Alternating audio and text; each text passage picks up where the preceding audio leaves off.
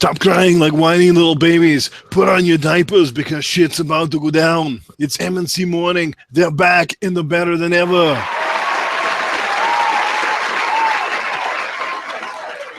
That's a hell of an intro. Thank you, guys. Welcome to MNC Mornings. It is Easter Sunday. Thank you guys for joining us. It means a lot to me that you guys all came out and spend your morning with us. We are doing a show today live. I know some people are like, are you doing your show? And yeah, we're definitely doing a show. With the Patreon and stuff like that, it would kind of difficult to put stuff back on the back burner. So we decided to, we're going to go ahead and do a show, see who comes out. Maybe nobody, but we've got a few people here right now. So what's up, Mooch? How you doing, man? Happy Easter to you, J-Dubs, and our audience. It's a great, listen, this is a great time. It's a great holiday. Figured, thinking out loud, I said, me and you have a great work ethic. So does J-Dubs.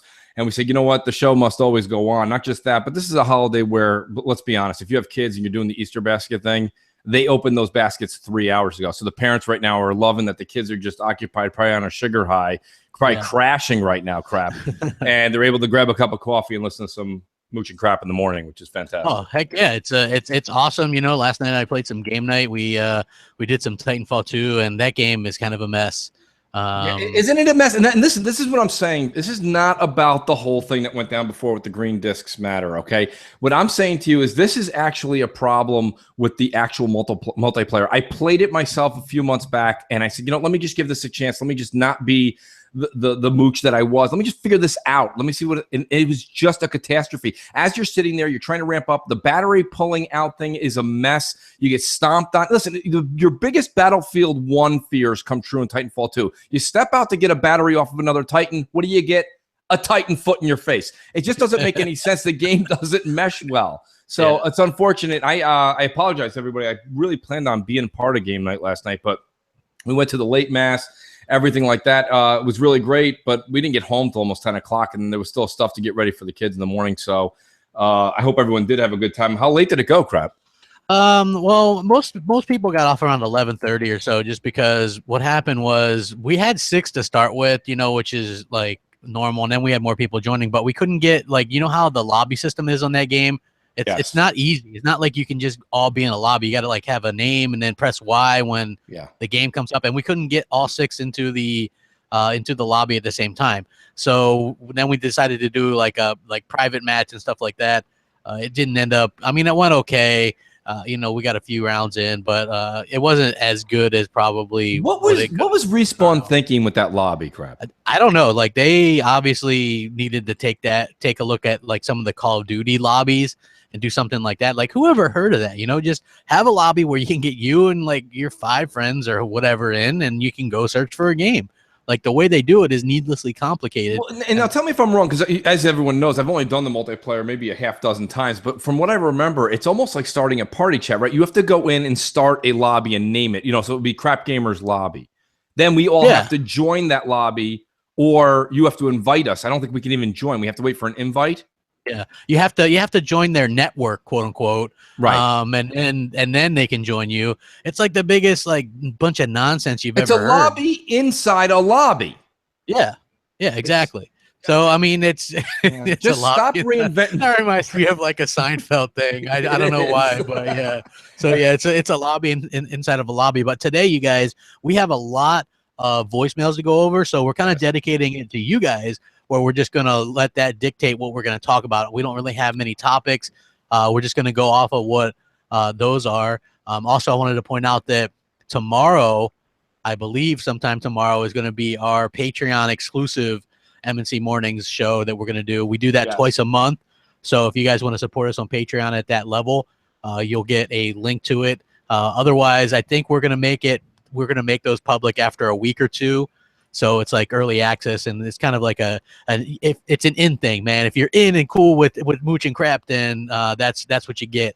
Also, I want to point out that Friday nights we've been live streaming games, and we're going to live stream them on Beam. We had a pretty good turnout for the first Beam stream, don't you think, Mooch? Yeah, it was a really good turnout, and Crap Addict kind of talked me off of a ledge. I was like, wait, what's going on here, Crap? I'm like, usually we're getting 100, 120, 150 people, and now we only have 60. And he's like, well, Mooch, it's your first Beam stream. Listen, Beam is really the future, everybody, as far as Xbox is concerned right now. Anyways, Xbox or Windows. So please do go over. I am just, I think it's beam.pro/themooch. Go ahead and follow me over there. And we will be doing this every Friday. And crap, I'm not going to lie to you, man. I'm pumped for Fridays because it's not just, this is sitting here talking about games. There we're talking about games and actually playing them. It's kind of like, you're doing what you say you do. So yeah, it's a lot of fun. Yeah, you know what? Like, I thought it was fun. We had GKB and She-Wolf play with us, and it was just, it was pretty damn awesome just to kind of sit back and kind of have a good time with that. And what's up, Delilah HD? Thanks for coming out. Thanks everybody for coming out. Space Cat. We're blessed on Easter with the Xbox Pope. The Xbox Pope is here. Yes. He blessed me this morning. We actually didn't eat breakfast until I heard from the Xbox Pope. So we waited for that. That's always good to have his blessing when we do the show. And Def Jam Bam, everybody, man. Thank you guys for coming out. Rain 84, all you guys, good stuff. Appreciate it very much. So we're gonna be streaming. Mooch's internet is the better of our two, so we'll always be streaming on his Beam channel. So we'll occasionally be pimping that and tweeting that out, so follow and stuff like that. Here's the thing. Beam is relatively new, but it works really great. We had a really good time with it. And also, when you look at some of the other people that do it, we 65, 70 people watch it. That's pretty good. It wasn't bad. It wasn't bad. That's what Crap was saying. He said that was a really good turnout. And to be honest with you, we will start promoting it more. Crap, we really didn't promote it, let's be honest, till about Friday morning, Friday afternoon. Yeah. And we mentioned it, but... Yeah, so it was one of those things, but I think that it's gonna be really cool going forward in the future. And the thing is that people can interact much better on that, in my opinion. Well, doesn't it seem like to you, Crap? I don't know about you, but everything on Twitter is now streaming. I think streaming's the new podcast. You know what I'm saying? Yeah. Like, it seems like everybody's doing it now, which is great. That's the intent. That's what you want to have. You want to have the community alive, and like you say, it's not just talk the talk, but you're walking the walk now. You're actually playing the game. What's great about it, Crap, is that we are going to continue to rotate games. So it'll always be a new game. That doesn't always mean a new game that came out, but it'll always be a different Black Ops 2 since it's backwards compatible. And I got to tell you what, after the first few maps where we got our asses kicked, we really pulled it together and we were whooping ass, man. I was having a good time. The last 5-6 matches, we owned everybody, but it definitely took a while to get back into the habit of what Black Ops 2 actually was. And the whole, listen, you're using an Xbox One controller, but it's 360 mechanics. It's just kind of getting used to everything all over again.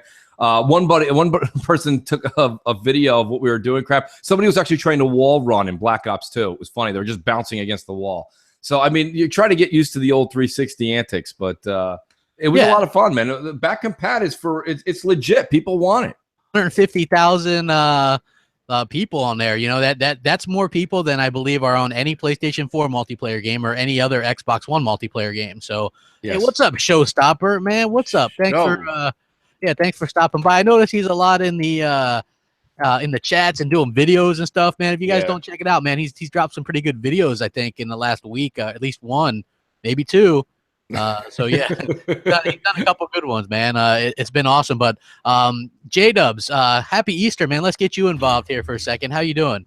I'm doing great. I've got family up from my hometown and lots of dogs in the house. So if you guys hear any crazy barking in the next couple of hours, it's because I've got basically a kennel here. And it's been pretty wild. Yesterday I had to babysit all the dogs, and I was trying to do all the preparation for today's show, and the dogs were driving me insane, and everyone was out shopping and doing whatever, and I was left with them.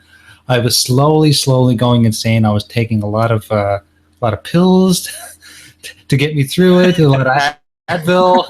Oh, okay. I thought you were taking some other kind of pills. No, nothing like that. But no, it was pretty crazy. But other than that, things are good. It was a good Easter. My kids are a little older now, so the excitement of the Easter Bunny's not actually in the house anymore. But Easter's always a good time to spend with family.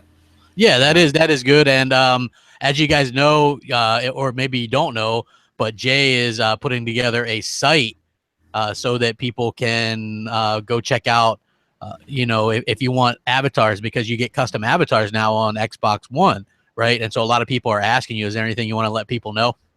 Yeah, so I'm building a site now. It'll be up soon. I'm just refining the mobile version of it because I've noticed a lot of people want to access these sites on their phones and make their orders that way. So I'm building a site. It's xboxgamerpicks.com. It's not 100% ready yet, but you can go there soon and you can basically see what I've done in the past, see some of the more popular avatars that I've created, And if you want one of your own, there's a way to contact me and set up basically a consultation with me to build you your own custom avatar for Xbox. And the greatest thing about these avatars is they can be used on basically every social media platform, everything from PlayStation Network right up to Skype, everything, Twitter, Facebook. That's pretty damn awesome if you ask me. And I think that's right up your power alley. So I've been seeing a lot of people. I saw Matty B showing off one that you made him, and I think Scratch, right? Or maybe he was just advertising for you, like, hey, it's a good thing because you can use the PNG images, which is pretty cool. That's right. Yeah, because like when people upload their images onto Xbox, they've got a color theme on their website or on their profile page, and if you want your image to basically look like it's blending in with your colors, you want it to be a transparent PNG. Well, and listen, I got news for you. Everybody should definitely reach out to J Dubs for this. But listen, I talked to Jay offline about this crap. It's kind of bugging me a little bit. Why is this picture thing in an alpha? It's just a picture. And I know you were saying it's for censorship reasons. That's I'm not buying it. I'm not buying it. I can't put my money on that. This is just as easy as background pics. It's just as easy as anything. We've been able to put a USB stick into our Xbox Ones and go into our media outlets and go ahead and put that anywhere we want. There's really no difference here. Why is this so select few that get to do it? At least if you don't want to give it to the masses, at least give it to everybody in the inside program. Why is it only 27 people? Enjoy yourselves, Xbox. And it's like, why can't we have this? And I know it's annoying a lot of people that have been part of the inside program for 3 years now. Was the preview program earlier. I just, can someone give me an answer besides screening? Because Xbox and Microsoft, they're a software company. They've been screening shit for 20 something years. So, what's the holdup here? I still think that it's screening because you have millions of users and you probably want to make sure that the few bad eggs don't ruin it for everybody. And it also could be bug testing. You know what I mean? Like that's probably the 021XX in the chat. He says, I'm an alpha. It's just bug testing right now. Listen, I agree with you and I get that, but it's nothing revolutionary is my point. Let everybody on the inside program have it right now and test it out across the 1.7 million they have in the inside program. It's just a picture. I don't see why this, and plus that would build up the hype. Right now you've got inside people looking at inside people being like, I wish I had that, and people on the outside saying, I wish I had that. It's just, I don't get me wrong. Myself personally, this is Mooch's take. This is supreme hype machine in full effect. Okay, so this way you're actually taking people that are in the inside program having to wait for an inside program perk. Okay, it's like a lobby inside a lobby, folks. It's too much. Yeah, I get you. Right? And what's funny is they say that this could be an extended one at that. Yeah. So they're like, this could be an extended preview program feature. Same thing with the with actually getting the background stuff for the clubs. Remember clubs, Mooch? Remember those? Yes, dude, I remember them. Listen, if you want to go back, everybody, go back to an Xbox Nation. Me and shout out to She-Wolf and GKB. We had one of our classic run-ins on that episode. It was great. And I said clubs was just redundantly dumb. And it really is. Let me tell you something. If anything, clubs is annoying, right? Crap. I mean, now I link everything in the club and you have all the clubs you belong to. Now you're getting all of this spam from people being like, check out my quesadilla recipe on www.whogivesashit.com. And I'm like, why is this in my activity feed? Oh, that's right. I'm a part of Xbox Nation or Crossfire. It's redundant. It's not necessary. But that was a big deal back then. It was hype machine really leading to nothing. Yeah. So, J-Dubs just reminded me we've got a lot of voicemails, but before we go that, I'm going to do the verbal shout outs real quick for the Patreon subscribers. Absolutely. Thank you to everybody, by the way. Luke D, appreciate it very much, man. Alex H, thank you so much. Lito Papa, thank you very much. Michael M, thanks. Mark D, thank you. Jack, thanks. Justin B, thanks. Max S, thanks. G-Man 209, thanks. Delilah HD, thank you very much. Robert Buck, thank you. John S, thank you. Jarrett, pretty much, thank you very much. Snoopy, appreciate it, bro. Ooh-wee, thank you. Silent Bob, thank you. Adrian A, thank you, and the Doug Down Under podcast crew, thank you guys very much. If you guys don't know, they're doing a big interview with Champ Chong. So make sure you guys, so make sure you guys go check them out as well. Yeah. Pretty good dudes. What's that guy's name? Stick Figure. Yeah, that's the leader of the Down Under podcast. So they do a really good job. All good people. We really appreciate it, and the support on Patreon. Again, we're gonna have our first Patreon private podcast tomorrow. See how that goes, and that'll no matter what time you can watch it, you guys will be privy to the link on the Patreon site. So make sure you guys check that out. Let everyone know too, Crap. That'll be a lot of open mic too. That'll be a chance for everyone that joins us on that private show to be able to actually just bullshit with us and get some shit off their chest. Yeah. So yeah, we'll definitely have that out for you guys as well. So J-Dubs, who we got first up on the voicemail list? First we've got Blackbird. Okay, Blackbird. Hey guys, this is Blackbird here. First things first, Mooch, I'm glad you're back.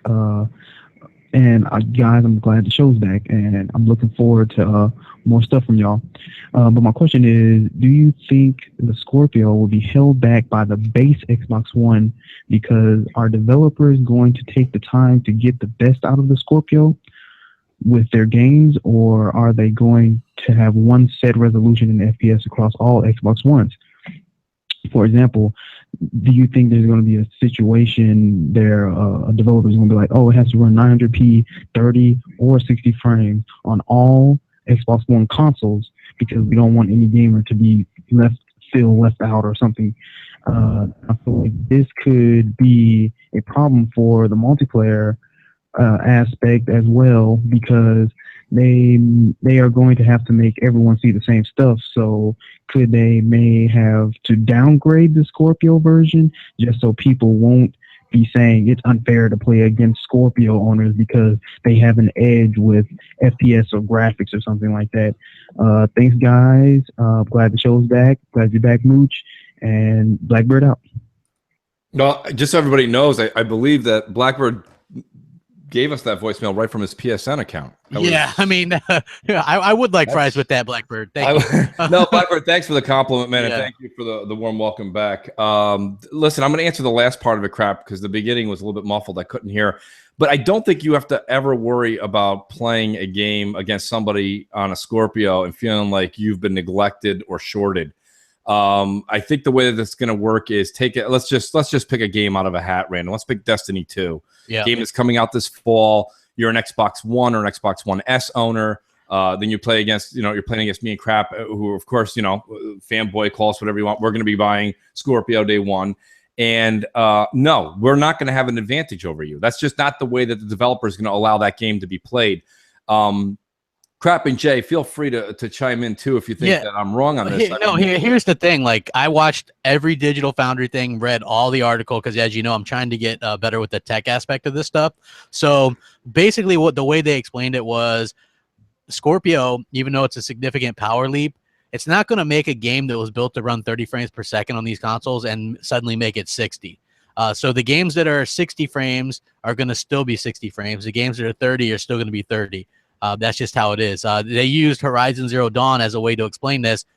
That game engine is built for 30 frames per second. So even on Pro, it's 30 frames per second. I mean, it can help it get steadier 30 frames, you know what I mean? And Scorpio will do that as well. But who knows with like a game like Destiny 2, right? If they can't do 60 frames, maybe they do 60 in the multiplayer, 30 in the single player, or the co-op stuff. I think that's a possibility, sort of like what they do with Gears 4, where the single player, the co-op is 30, but the multiplayer is 60. I could see something like that happening, but you're not going to have a difference in the frames per second. There's going to be like a resolution different, and we all know that 4K makes you a better gamer. Right. So there is that.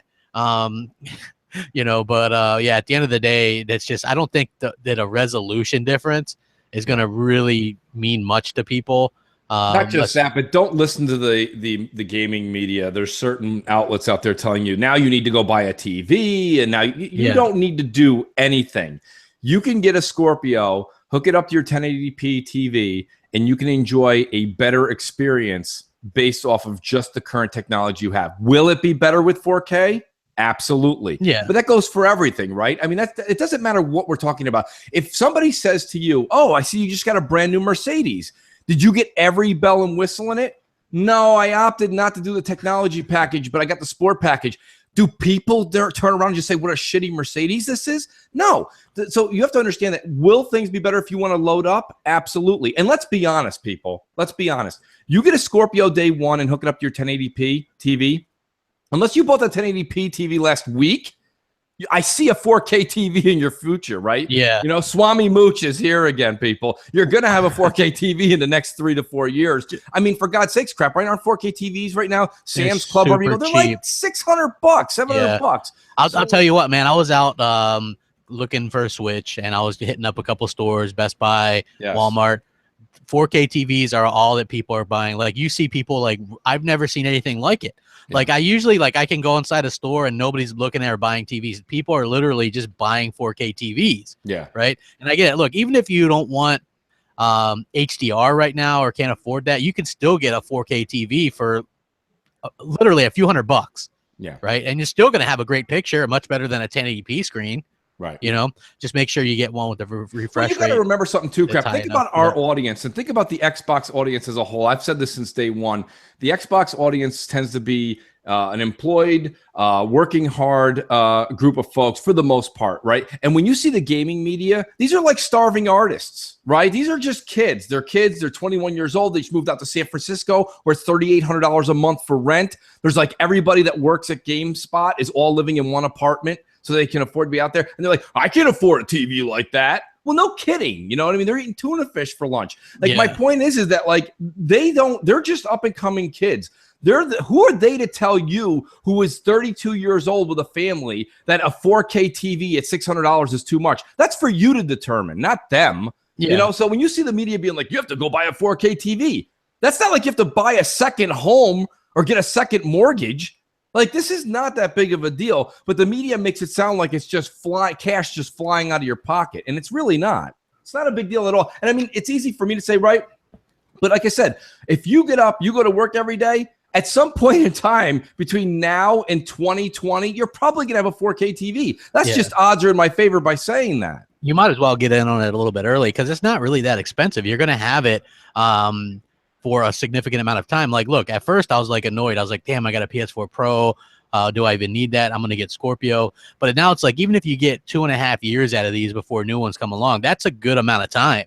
You know, like, get over the whole, you know, oh man, every few years or whatever. It's like, I got over that really quick. And it's like, okay, all right, I'm going to upgrade and get the newer thing. And that's going to be better. And, you know, and that's just how it is, you know, like, even though we kind of like poke fun at the PS4 Pro a little bit, it is right now, it's the most powerful console. Somebody do me a favor. Anybody that's listening to this show and they're like, you know what, Moochie Crap, you're full of it. You're absolutely full of it. Do me a favor. Before you counter me and say that I'm wrong, do me a favor. For the next 30 days, I just want you to tally every time you go to Dunkin' Donuts, every time you go to Starbucks, every time you go to McDonald's, every time you go to Baskin Robbins, every single time you go to Cheesecake Factory, okay? Any restaurant, anything that you don't cook in your kitchen or went to a grocery store, anything outside of your house that is edible, and tally that up for a month. I guarantee you could have bought 2 4K TVs. You know, my point being is that people are going out and spending money. How about when you go to the bars on a Friday night? Just going to meet a couple friends for some wings and pictures.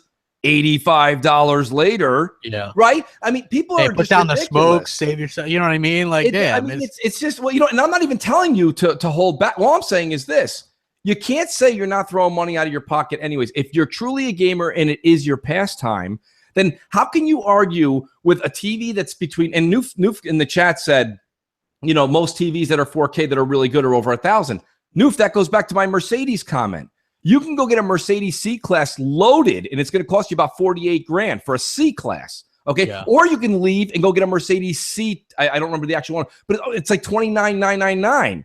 You know what I mean? So it's up to you which Mercedes you want. So you can get the 4K with all the bells and whistles where you're talking to your remote and it does all that, or you can just get a 4K TV and it's $600 to $700 for a 55-inch or greater. So. And not just that, we do have to go back to something else, Crap. We have to go back to the fact that Scorpio on day one, let's just say it's $400 or $450, whatever.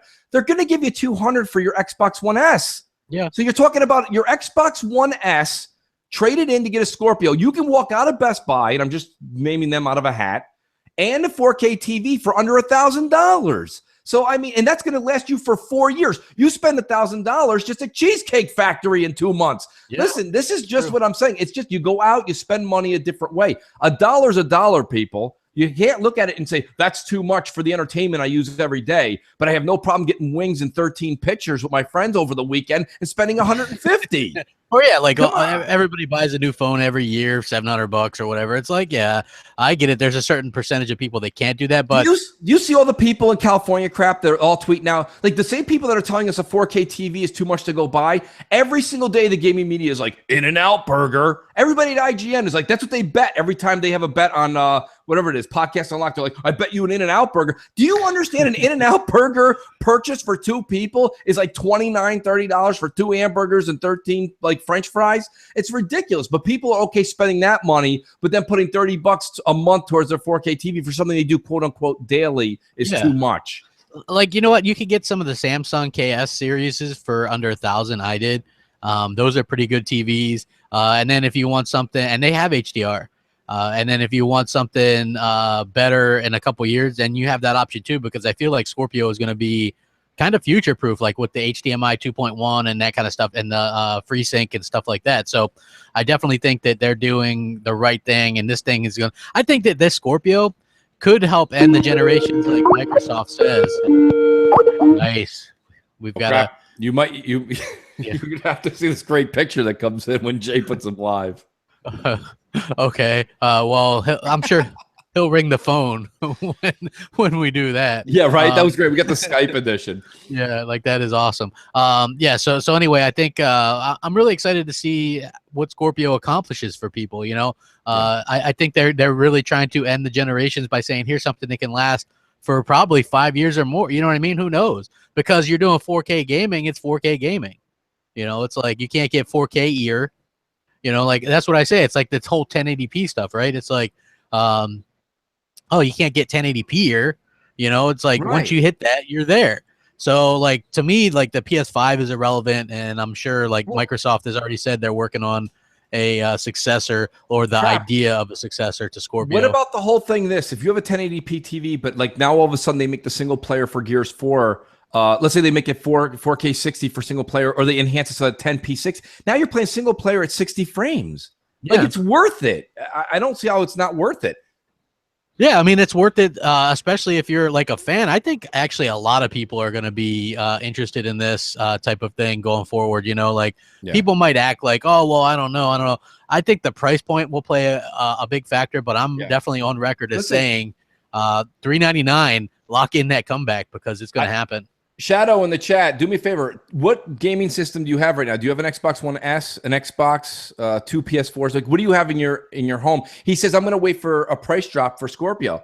Unless you have no consoles right now and you just have to go pay out of pocket, you're crazy not to take your Xbox One S and trade it in. This isn't like old times, people. This isn't where I have to hold on to my Xbox One S because I want to play my Xbox One games. All those games come with you. You can take your discs, pop them in day one, or if they're digital, they just transfer. Day one, Albert Pinello's already said it. So it's a done deal. I have multiple Xbox Ones. So do I. So do I. And I mean, but you know what? But I don't use myself as an example because that's not fair. Shadow, what do you got? Do you have anything besides? I'm just curious if he says anything in the chat because, and I'm not, it's actually to help him out and figure this out. If he has something now, trade it in, go get it. Because if you wait 2 years from now, the Scorpio is going to be what? 250, 200? That's what it's going to be day one with a trade in. Yeah. I mean, yeah, you're right, man. You trade that thing in and they give you a couple $100 for it. Even if it's 400, it's 200. If it's 500, it's 300. It's 300. You're not going to get better than that. Yeah, I mean, come on. That's an amazing deal in my opinion. J-Dubs, do we have a caller or do we have a voicemail? Yeah, we do have a lot of people to get to. I guess he might be still on the he's probably on the call. The dinger. Yeah. The call didn't come through, guys. We'll wait for them to call again. Okay, well, do we have a voicemail potted up? Who do we got on deck? We have Danny Boy on deck. Danny Boy, okay. Danny Boy doing Danny Boy. Hey, welcome back, Mooch. It's good to have you back. Oh my god, I can't believe it. Crapgamer, Jay Williams, Graphics God, it's good to have you guys all back. And thank you guys for putting on all the hard work that you guys have given us. We've enjoyed many, many, many hours of your great podcast, the best podcast in the world, MC Mornings. And we're looking forward to all the hard work you're going to be doing for us. You guys have made one hell of a show. None like no other. And I don't know, I'm just really excited. This is like the best show in the freaking world. And you guys are going to be on fire. And I'm just going to run around my house 50 times. Okay. You guys have a good show, and I will be listening. And don't laugh, people in the chat room. All right, later.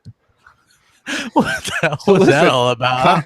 This guy Khan or something like that in the chat, he goes, "Hey, that's Yoshida. Did you notice that Danny Boy's voice and Yoshida are identical?" That was hey Danny Boy, next time do your George Bush Jr. voice impression. It's still just gonna sound like Danny Boy. I'm just saying. Still gonna sound like, he can do Darth Vader and it'll sound like Danny Boy.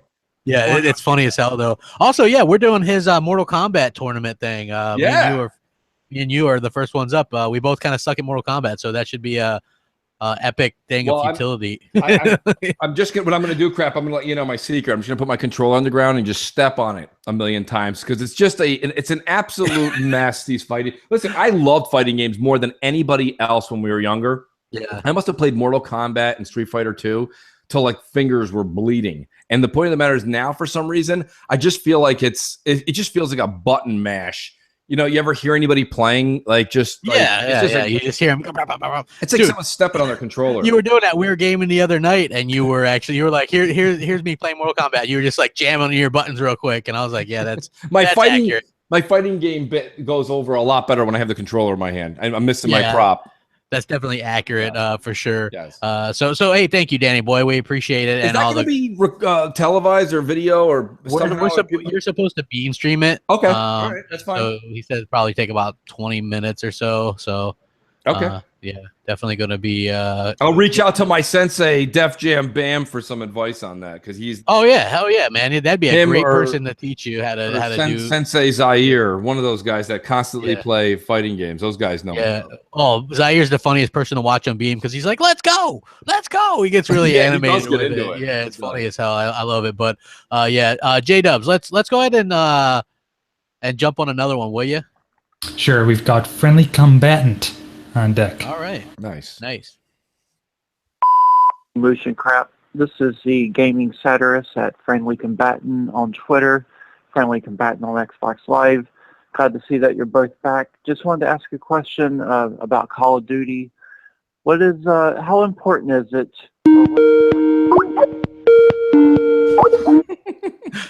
How important is it to? You know what we got to have on the show though, crap. You know how Stern used to have a Scott the engineer, like Scott. We need a J Dubs. Yeah. Scream out. That would be great. Of that happening, like that. Sorry about that. It's okay. What do we got, J Dubs? Sorry. Not even important anymore. I got to restart that one because I haven't quite figured out the whole keeping the Skype calls from interrupting our voicemails. Okay. So sorry. Let me play that one more time. No problem. Motion crap. This is the gaming satirist at Friendly Combatant on Twitter, Friendly Combatant on Xbox Live. Glad to see that you're both back. Just wanted to ask a question about Call of Duty.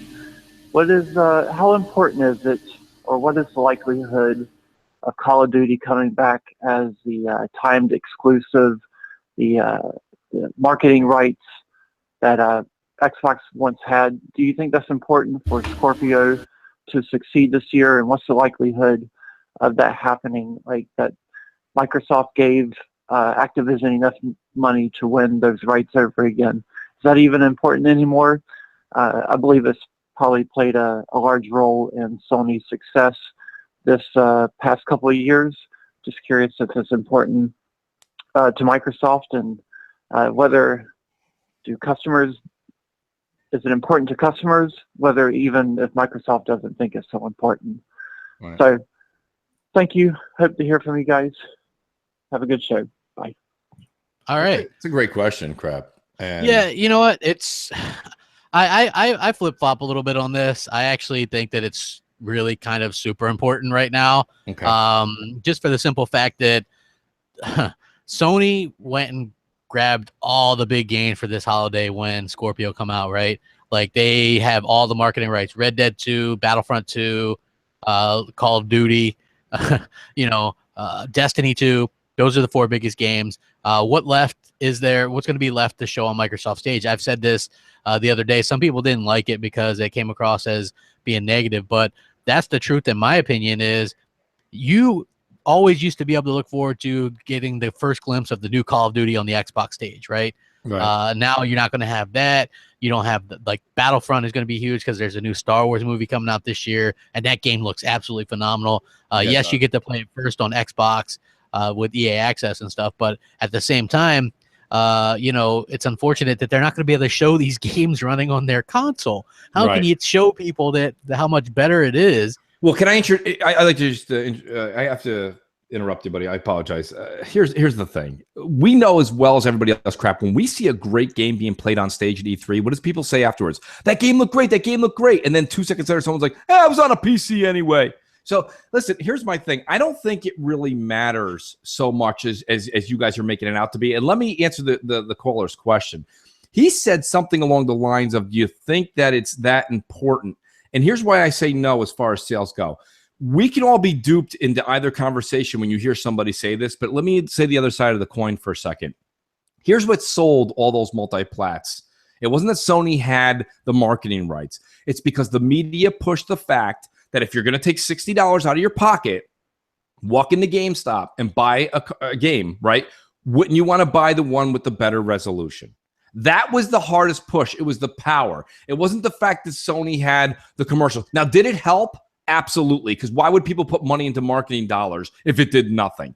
But realistically, what kept people on the same side of the fence and not buying the Xbox One ever in this case was because people who had a PS4 were like, why am I going to go buy Battlefront on Xbox with 720p versus the 900p I'm getting on my PS4, right? I mean, crap, that's basically what it all comes down to at the end. All of it comes down to that. Did the marketing help? I can't sit here and say no, because you know what I say all the time, right? If it's business, that makes sense. And that's what it is. People have a marketing budget. Look at the insurance companies, the Geicos, the State Farms. They don't have commercials on every 2 or 3 commercials because it doesn't work. It does work. But ultimately, you never saw the people make the leap from one side of the fence to the other. Because if they had a PS4, they said, why would I go get that? The multi-plat is a lesser degree. Now, fast forward to today. What we're saying now is, in my opinion, when Scorpio becomes the new kingpin, okay, and now they're the stronger one, at the end of the day, if you walk into the store and you're like, hi, I saw that Battlefront 2 is a Sony product, and you're like, no, actually, it's going to be true 4K on Scorpio, but checkerboard 4K on PS4 Pro. Oh, maybe I should look into Scorpio. It's the same thing. It's just reversed. It's all reversed. So I think that the marketing will have a less of an impact. What you're seeing Sony do is they're hitting the oh shit button, and they have to. They don't have anything hardware that can compare with the Scorpio at all. We you don't believe me? Listen to Digital Foundry. There's nothing that Sony can do hardware-wise once Scorpio comes out that can combat what Xbox Scorpio is. But what they can do is try to fool you and try to get some of the casuals that don't know about Scorpio, that they'll dupe you into thinking that these multi-plats are somewhat either exclusive or only limited time on their console. I mean, I don't know if that helps there, crap, but that's my thought on it. Well, no, it's interesting because you know what? Like yesterday, I went to GameStop and I went to a few other places, like I said, and because I also picked up MLB The Show on PS4. So good. I picked that up too. Yeah, we should probably stream that one day like that. I think that'd be fun. I'd be down for that. Bit. Yeah.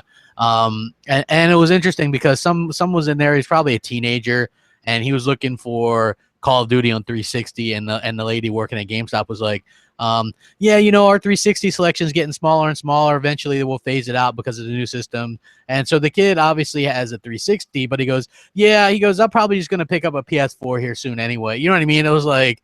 And I was just kind of standing there like that was a bit of an odd exchange. You know what I mean? He has a 360, but he would pick up a PS4. You know what I mean? Like that's unfortunately the mentality that a lot of people are going to have to, that a lot of people have. And it's a weird one, right? Because when I was at Walmart, it was so odd, right? Like I was looking around and I make it a habit to look at the consoles they have there. Obviously, there's no Switches there. They only had one PS4. It was a regular one. And they had like a lot of Xbox Ones, and this was kind of surprising to me. I'm like, is people waiting for Scorpio? Do they know about it? You know what I'm saying? Like, Right. what is the deal? It's like I'm interested to see.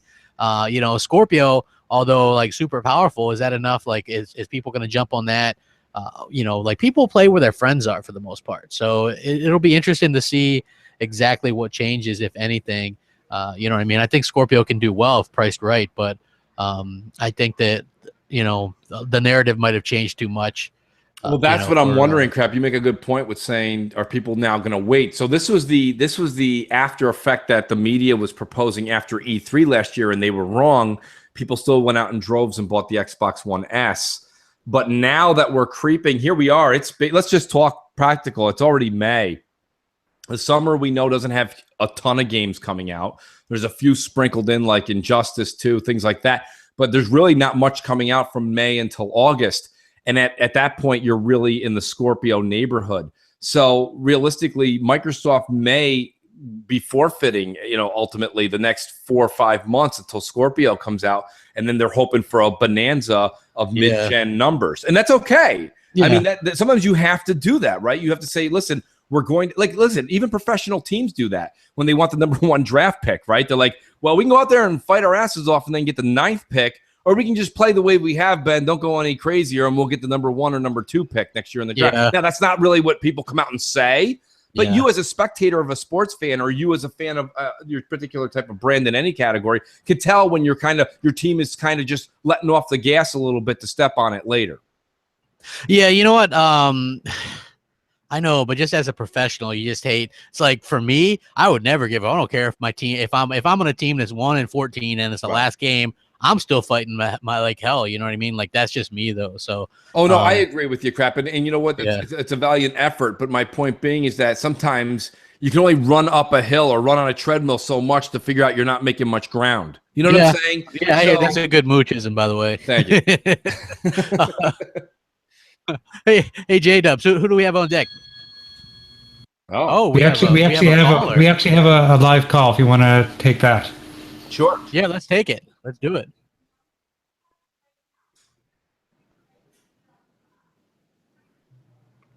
Hey, what's up, guys? My name's Troy, and I'm just wondering, is there any style of game that you guys want to see coming to Scorpio? Like, if you want to see some more RPGs that are like sci-fi or fantasy, is there any really big hitter, like new IP that you want to see? Thanks. Bye. Well, You know, new IP wise, I'll tell you right now, I would like, you know, when we all saw what was to be Dishonored, and I first saw that game, I saw traces of BioShock in there with some stealth, and I thought this is going to be something great, and then it was just a steaming pile. Hey, Prey looks like BioShock in space. Well, Prey's got my attention. Prey has my attention. There's an hour-long trial of that. Is it available now? Like, I think it's available. I think you can download it right now. Okay, well, I just found something to do with no Walking Dead on Sunday nights. It sounds like that would be a good substitute. But I mean, I guess if I had to answer that question, I mean, anyone who follows me on Xbox Live knows that, like, I've been playing a lot of BioShock lately, and it's just, I don't know, man. Some games are just comforting to people, you know. And the two games that are comforting to me, and I'm holding out. Another shout out to GKB and Shiva. If I was talking to them offline, we're going to be doing some major streams on Diablo 3. Diablo 3 and BioShock, you know, speaking out of non-first party games, are the games that I just love to play. Like, those are just comfortable. So if there's a game that can either, I think there is an Xbox exclusive, right, Crap, that's coming out that is Diablo-esque. I don't remember the name of it. I forget what it is too, but yeah, it is. It's like, it was a PC game that's coming to Xbox. Yeah, and I mean, I got news for you. That'll be something that, and Crap, I hope you'll join me. I know it's because it's going to be multiplayer friendly. I think I'd like to stream that when it comes out, you know. So yeah, we could definitely do that. But I guess that would be my answer, Crap. I'm interested to hear yours though, because you're always creative with new IP thoughts. You know what? I just think that what they need, obviously, is an RPG. Whether that's bringing Fable back or something new, a darker. They just need an RPG. That's the thing missing. If you look around and you go, okay, they have the first-person shooter genre unlocked. Halo, the best first-person shooter around, with the best multiplayer, in my opinion. Third-person shooter, Gears unlocked. Racing, Forza, you got Motorsport and the arcade open world unlock Fighting, I love Killer Instinct. You might Right. disagree with that one, but to me, Killer Instinct is the shit. Listen, that's great that you like that. I mean, I just, for some reason, like you say, time is limited. Look at, me and you try to game, we try to set up times. It's hard sometimes, right, with life. Yeah. So it's like, if I do get a couple of hours where I'm going to play something single play, like, I'm just not going to jam out to that. But that's a me thing. By the way, the game was called Path of Exile. Path of Exile, yeah. And that's the game that, and shout out to the people in the chat, DJ Singh, a couple other people. Yeah, that's my only thing with going with that genre. And the other thing is, like, System Shock is a game that we're supposed to be getting, right? That's a game that's another old PC game being remade for Xbox. That's an original BioShock-esque from the maker. I believe Ken Levine created that as well. Genius game. You know, I don't give credit out like every. You know, you watch the gaming media and they just praise everybody that comes on their show. Oh, it's the greatest game developer of all time. What did you make? Oh, Qbert knockoff. Okay, great. Yeah, so whatever. My whole point is Ken Levine's one of the geniuses of this era, not just this generation. He's made incredible games that'll go down in, like, you know, if there was a gaming Hall of Fame, if there is one, BioShock's in there. Hey, shout out to 430 some people watching this on the Easter Sunday. That's amazing to have that many people. I wasn't sure very many would show up, but I appreciate it, and hit the like button. I would appreciate that as well. We really appreciate it. We figured that maybe some would join us today, but, you know, because it's at a time where most kids would probably, you know, have already like done the Easter egg thing and the Easter basket thing, and then it's before like the dinner. So we figured it'd be a good time to do that show. So thank you guys so much for coming out. J-Dubs, who we got on deck? A good friend from BGST, I know. That's right. We have K Mega on deck. K Mega. What's up, guys? This is your boy K Mega, man. I just wanted to say what's up. Glad to see you guys back. You know, saying BGS family in the house.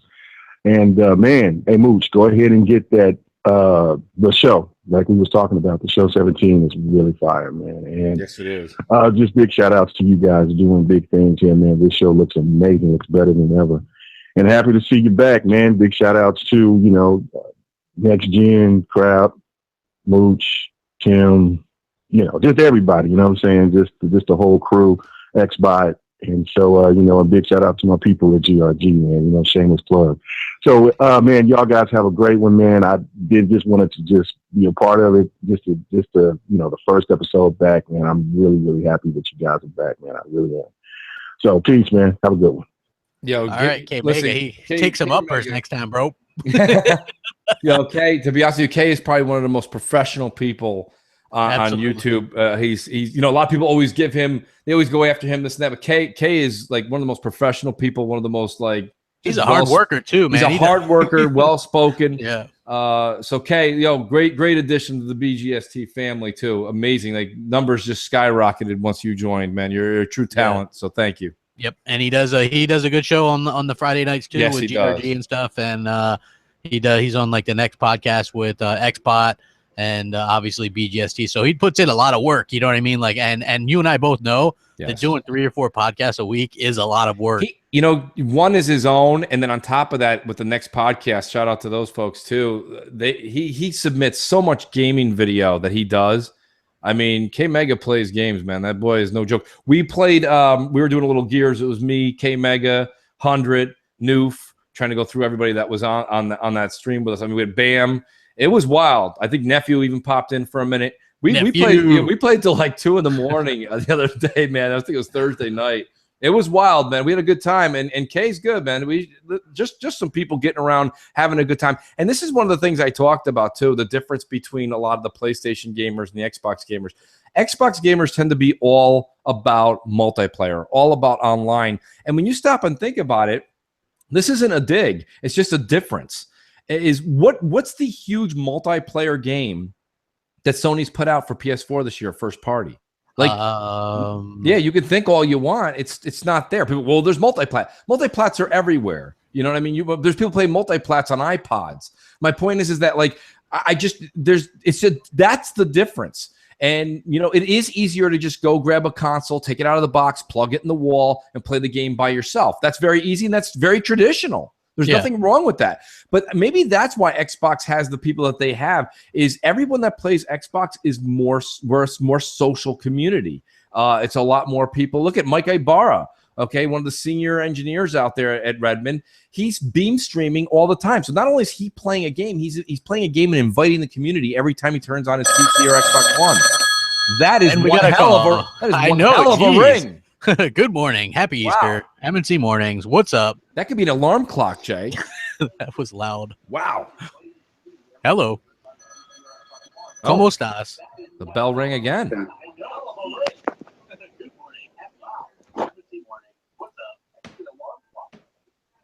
That's interesting. Hi, my name's Ryan and I'm from England, and I was wondering about the Xbox Scorpio controller, because a lot of people have been saying that like it's going to be a new design and everything like that, but why would they do that if it's still going to be in the Xbox brand? Thanks. Bye.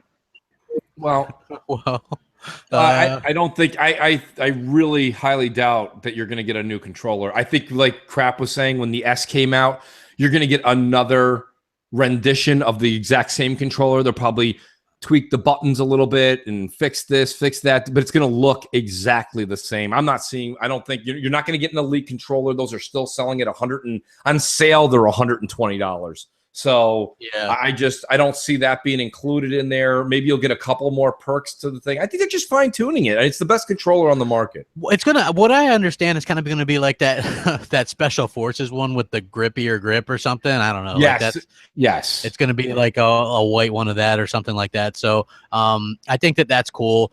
They've put out a couple different versions of it. I mean, they put out a new controller every other week. So it's a little in-joke that me and Mooch and several of the BGST members have, where whenever we see the Xbox employees tweet about it, we laugh about it because they seem to like have a lot of controllers. I mean, and it is what it is. I mean, I guess they must sell well, right? Yeah, well, not just that. Well, listen, it's a little out of pocket, right? If you can open any business right now, people, and have a virtual inventory, imagine if you could open up next to any company next to you, but you don't have to have the product on the showroom floor. You can just have click here, and then you just order it and tell them it's an 8-week lead time. You know what I'm saying? In this case, Microsoft can be as huge as they want in the controller department. Some people collect controllers like some people collect sneakers. You know what I mean? Yeah, I mean, Xbox Addict for one. Yes, he gets every one of them. Myself personally, I would buy any new controller that gives me new functionality. I'm not going to buy one because it comes in blue. Oh, absolutely. We got our good friend on deck. Who's that? Yes. J-Dubs? LMNOP. LMNOPO. I think I've been getting his name wrong all along. It is LMNOPO. And what's funny is we're spelling it like the letters in the alphabet, but on Twitter, it's actually looks like it's like of Spanish descent. It's EL, like L, and then LMNOPO. It's wacky spelling, but it's awesome. Great name. Interesting. Here we go. Hey, what's going on, guys? This is LMNOPO calling in just to say hi. Love the show, and we'll continue to listen. Been listening to it since the beginning. Anyway, just wanted to talk about now that the narrative will start to shift soon between hardware and then back to games again. I wonder what you guys think about last month where Phil went to go visit Japan. Do you think, what do you think came out of that? So far, he's really said nothing, of course, because it's secretive, but I'm sure E3 will reveal all, and that he was probably talking about maybe some new exclusives or probably getting some games that we just didn't get before. I mean, we only really care about Sega, Namco, and probably Konami, but because everything else will probably be niche titles. So anyway, just want to hear your thoughts. What probably came out of that meeting, aside from saying that they're all on board with Scorpio. So that's what he said. He said they're all interested in making games with Scorpio. So let's see what happens. Anyway, let me hear your thoughts. Bye. Good question. You know what? We kind of talked about this before. Obviously, Scorpio, from what we've seen in the dev kits and stuff, is super easy to develop for. They were porting games to it in like less than a day with one-person teams. So it would be very inexpensive and cheap for these third-party people to do that. I think that before with like the ESRAM, it's kind of a hassle. Now they don't have to worry about that. So it's more or less you can focus on, boop, just getting that thing up and running on Scorpio. They've done all the work for them basically. Yeah. So I could see games, what the hell, near I think that might be the one that they said could possibly come at a later. I think that a lot of developers will, because why not, right? If it's so easy and one person can do it, why the hell not? And it is, what's so interesting, because maybe you remember this, Mooch. I said maybe they have some kind of deal worked out with Nintendo. It could be something as like small as getting 8-bit Mario skins on Minecraft, and there you go. Like the Wii U or the Switch version of Minecraft has 8-bit Mario stuff, which is actually kind of cool. It is, and I'm seeing a lot of, what is that one thing? There's another emulator on the Xbox One, right? Crap, you can play the Neo Geo games. A PlayStation. Yeah. No, there's PlayStation 1 emulator on there right now. It's $10, but they'll probably pull it. Yeah, that's going to get pulled. I would be sure of that. I mean, I don't know. I think the other thing that he was talking about, Elemental PO was talking about, was that we got to kind of pay attention to and I'm still a little skeptical here. I'm a little skeptical because unless we're only seeing, Crap, you said this in a video, unless we're only seeing Western developers say this, they're like, well, we're on board with it. We're on board with it. And it's like, okay, like, are you on? Yeah, what does that mean? That's like when EA said they fully support Titanfall, and Vincent Pello was like, whatever the fuck that means. Yeah, you know what I mean? Like, honestly, saying that doesn't mean anything. It's a lot of PR talk. The thing you got going for you is that Microsoft is just the 800-pound gorilla, not in the gaming world, but in the world. And if you're a developer, listen, you're just never going to, if you're a big developer or a big publisher, you're not going to bite the hand that feeds you like a Microsoft. But at the same time, I'm just waiting to see what the Todd Howards and I don't know who took Peter Moore's spot at EA yet. That's a real loss, in my opinion, losing that guy. That's a huge loss. He's big in the industry, He's big, and he was definitely, I wouldn't use the words partial to Xbox, but I would say he was 60-40 lean that way because of his history. Once he didn't get the CEO spot, which I feel like he should have. Yeah. Yeah, like that was odd choice to move over to, but I'm sure they gave him a couple more zeros in his check. So I don't. Oh yeah. Hey, he's a big soccer fan, so. I mean, you can't really blame him. No, not at all. I called it soccer. Yes, soccer. It is soccer. They're gonna be like, he calls it soccer. God, I know. A lot of people listening right now too are from the UK. So I know. Sorry, guys. But it's soccer here. Yeah. There's a live call, or we can do a voicemail. Let's do the live call. What's up? Actually. M&C Mornings. Hey, what's going on, Mooch and Crab? This is John from Long Island. I just have one question for you guys. Talk to me about the Scorpio CPU. I want to hear more about it. I've been missing some videos from you guys lately. Maybe here I have some time to listen. Please let me know. I want to hear more about the Scorpio CPU. Thanks. Good call. Crap, you've got the white papers on that. What's the deal from your take? And I'll chime in. Well, if you look at Eurogamer just released new stuff yesterday, and so basically they don't even though it does have Jag cores in it, they don't even consider it Jag with all the improvements and stuff like that, and the customization. So the way that they've built the CPU and the GPU is that they kind of work in tandem, and that it's not going to have the bottlenecks. They've already said, they said yesterday on Digital Foundry, that the way that the CPU and GPU are set up, it eliminates the bottlenecks that the PS4 Pro has. Okay. So to me, that kind of puts it clearly what it is. I know there's some people out there that think that Scorpio is a next generation console, and I disagree with that. And when you hear Microsoft talk about it, and what's been explained is that they built the silicon around the current gen engines so that they can run current gen games at 4K, right? Yeah. That's the entire point. It's not next generation stuff. So it's really kind of genius how they've done it. It's really inventive. Usually you build the hardware and developers take advantage of that. Microsoft is taking advantage of the engines that the developers have already made. Well, the thing about it sometimes, Crap, is the proof's in the pudding. And when you watch the Digital Foundries, the very first video they put out, it was a week and a half ago or so now, or a little over a week. When they put that information out, you have to look at the guy who's doing. This guy analyzes hardware every day, all day, and we all know Digital Foundries where they sat before. But what I took from this wasn't the glorious words that he came out and said about how great it was and stuff. I actually looked at his facial expressions when he was like, and then we thought this was going to be a problem, and his face kind of lights up, and he's like, then they showed me it wasn't. They didn't say it. They showed him it wasn't going to be a problem. They showed him how. And he was like, that's what Pleasant, because he would have said this still made me skeptical. Yeah. But he said they showed me where my concern was. And that's where I was like, what in the world did Microsoft actually do? Because Microsoft's being very cocky about this, right? And Digital Foundries is the first to be able to say, oh, Microsoft, we're still a little worried about this and that. And they still said a few things, but they said that they're really not that concerned because of what Microsoft came out and showed them during the presentation. And then they were able to actually, they took that picture that was that Forza 6 picture. Yeah. And they detailed and figured it out. He goes, that car way up there is still 4K.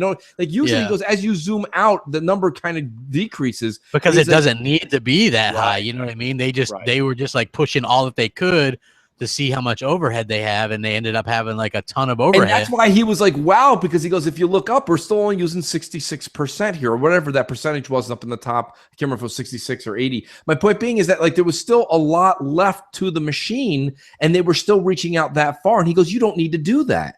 So that's when I was like, wow, I think Microsoft really did do something here. They didn't just go slap these components off the shelf and throw it into the box like Sony did. Well, the guy said it's something he's never seen before, like that CPU. He's like, because he was trying to claim that he was right, that it was Jag, which I guess is from a technical standpoint, right? But he said it was something he's never seen before. So I think that kind of says it all. It's like something completely different. And, I'm really excited to get this thing and to play it. I just we've been hearing about it so long. Everybody's super excited. We've got E3 coming up, which again, I did a video which a lot of people weren't too happy with, where I said I thought it was a mistake to not do a specific Scorpio reveal before E3. Like do a 25-30 minute video, or do a 20-30 minute presentation. Yeah. And we have another call. Man, phones are active tonight. What's up? Yeah. M&C Mornings. How can we help you? Hey, what's up, fellas? This is Dirk Griggity here. Diggity. I just wanted to say thank you for being you. Thank you for doing what you do. I got a couple questions. Well, the first thing is, what color do you think the Scorpio will be? I was thinking that when the S released, all the custom consoles that they released, none of them was black. So I'm assuming the Scorpio might be black. But anyway, that's just a little minor question. But I have a statement. We've been on social media. We all know Crap made videos about it. Everybody made videos about the narrative change of it's about the games. Do these people really think Microsoft is not going to have any games, any new games to announce? I mean, I'm not saying they're going to have 7-8 games to announce, but they're going to have a couple, right? I mean, they're going to have to announce something for next year. What is it? I mean, if Microsoft just announces nothing at E3, okay, then maybe you guys win this argument. You ponies win the argument. But do these guys seriously think Microsoft's not going to announce anything? I'm just baffled by that. I don't know. But anyway, fellas. Well, I mean, listen, I think that Diggity, first of all, thanks for the call, man. Always good to have you. I know you're here weekly, so I can't thank you enough. But realistically, Diggity brings up a good point. First, let me talk about the different colors that are going to come out with Scorpio. First of all, there's definitely going to be a black, in my personal opinion, and that'll be the one I'm going to pick up. Nothing against the white one that came out last year, but the problem I have with that is it just doesn't match the rest of what you're doing in your entertainment. Very few people have a white entertainment center outside of like Tim Cook.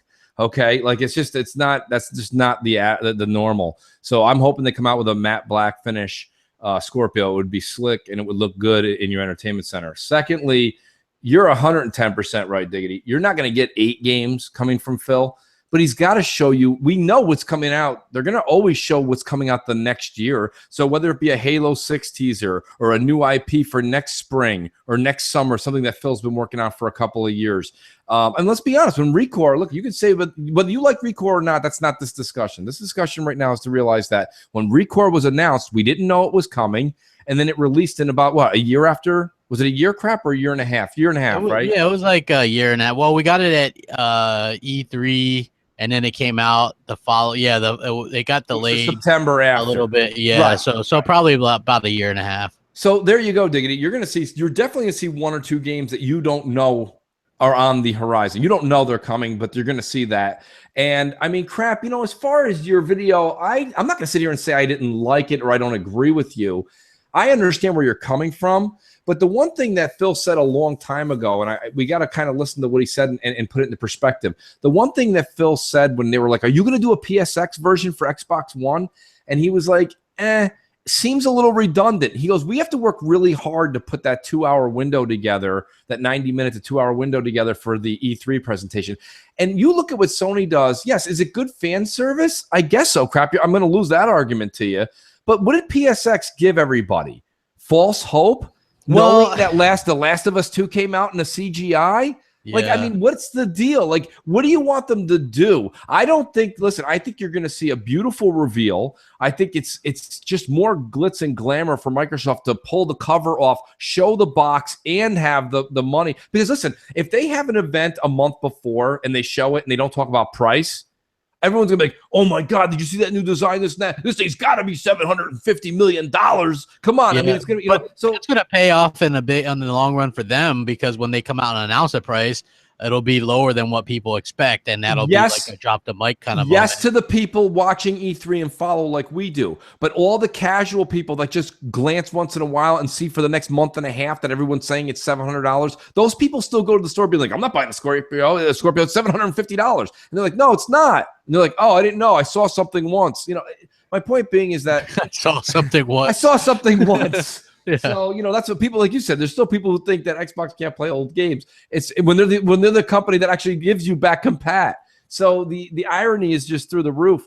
But I mean, you have to understand, I think that Microsoft doing this, and crap, I still have yet to see anything in writing, but I do think that the Xbox E3 show will be 2 hours or longer, to be honest with you. So. Yeah. Well, I think it's going to be 90 minutes, and just to be fair, why? Because that's what it always is, or you saw it in print? Just because that's what it always is. I mean, they moved it to Sunday though. Crap, I know. They moved it to Sunday so Sony doesn't steal their thunder 6 hours later.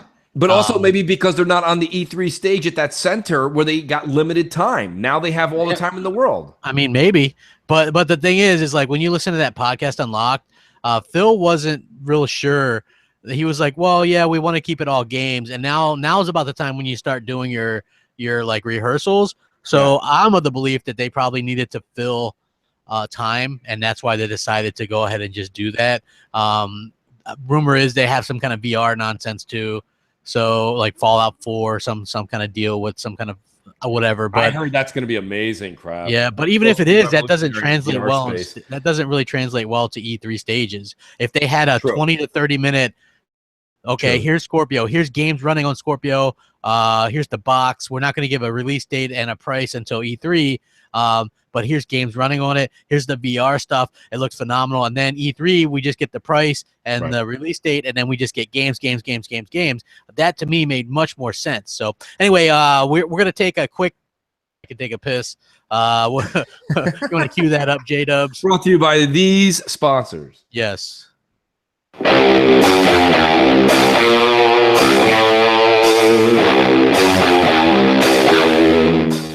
Hey everyone, Crapgamer from MNC Mornings here. And maybe you're a bit of a geek or a nerd and people push you around a bit, huh?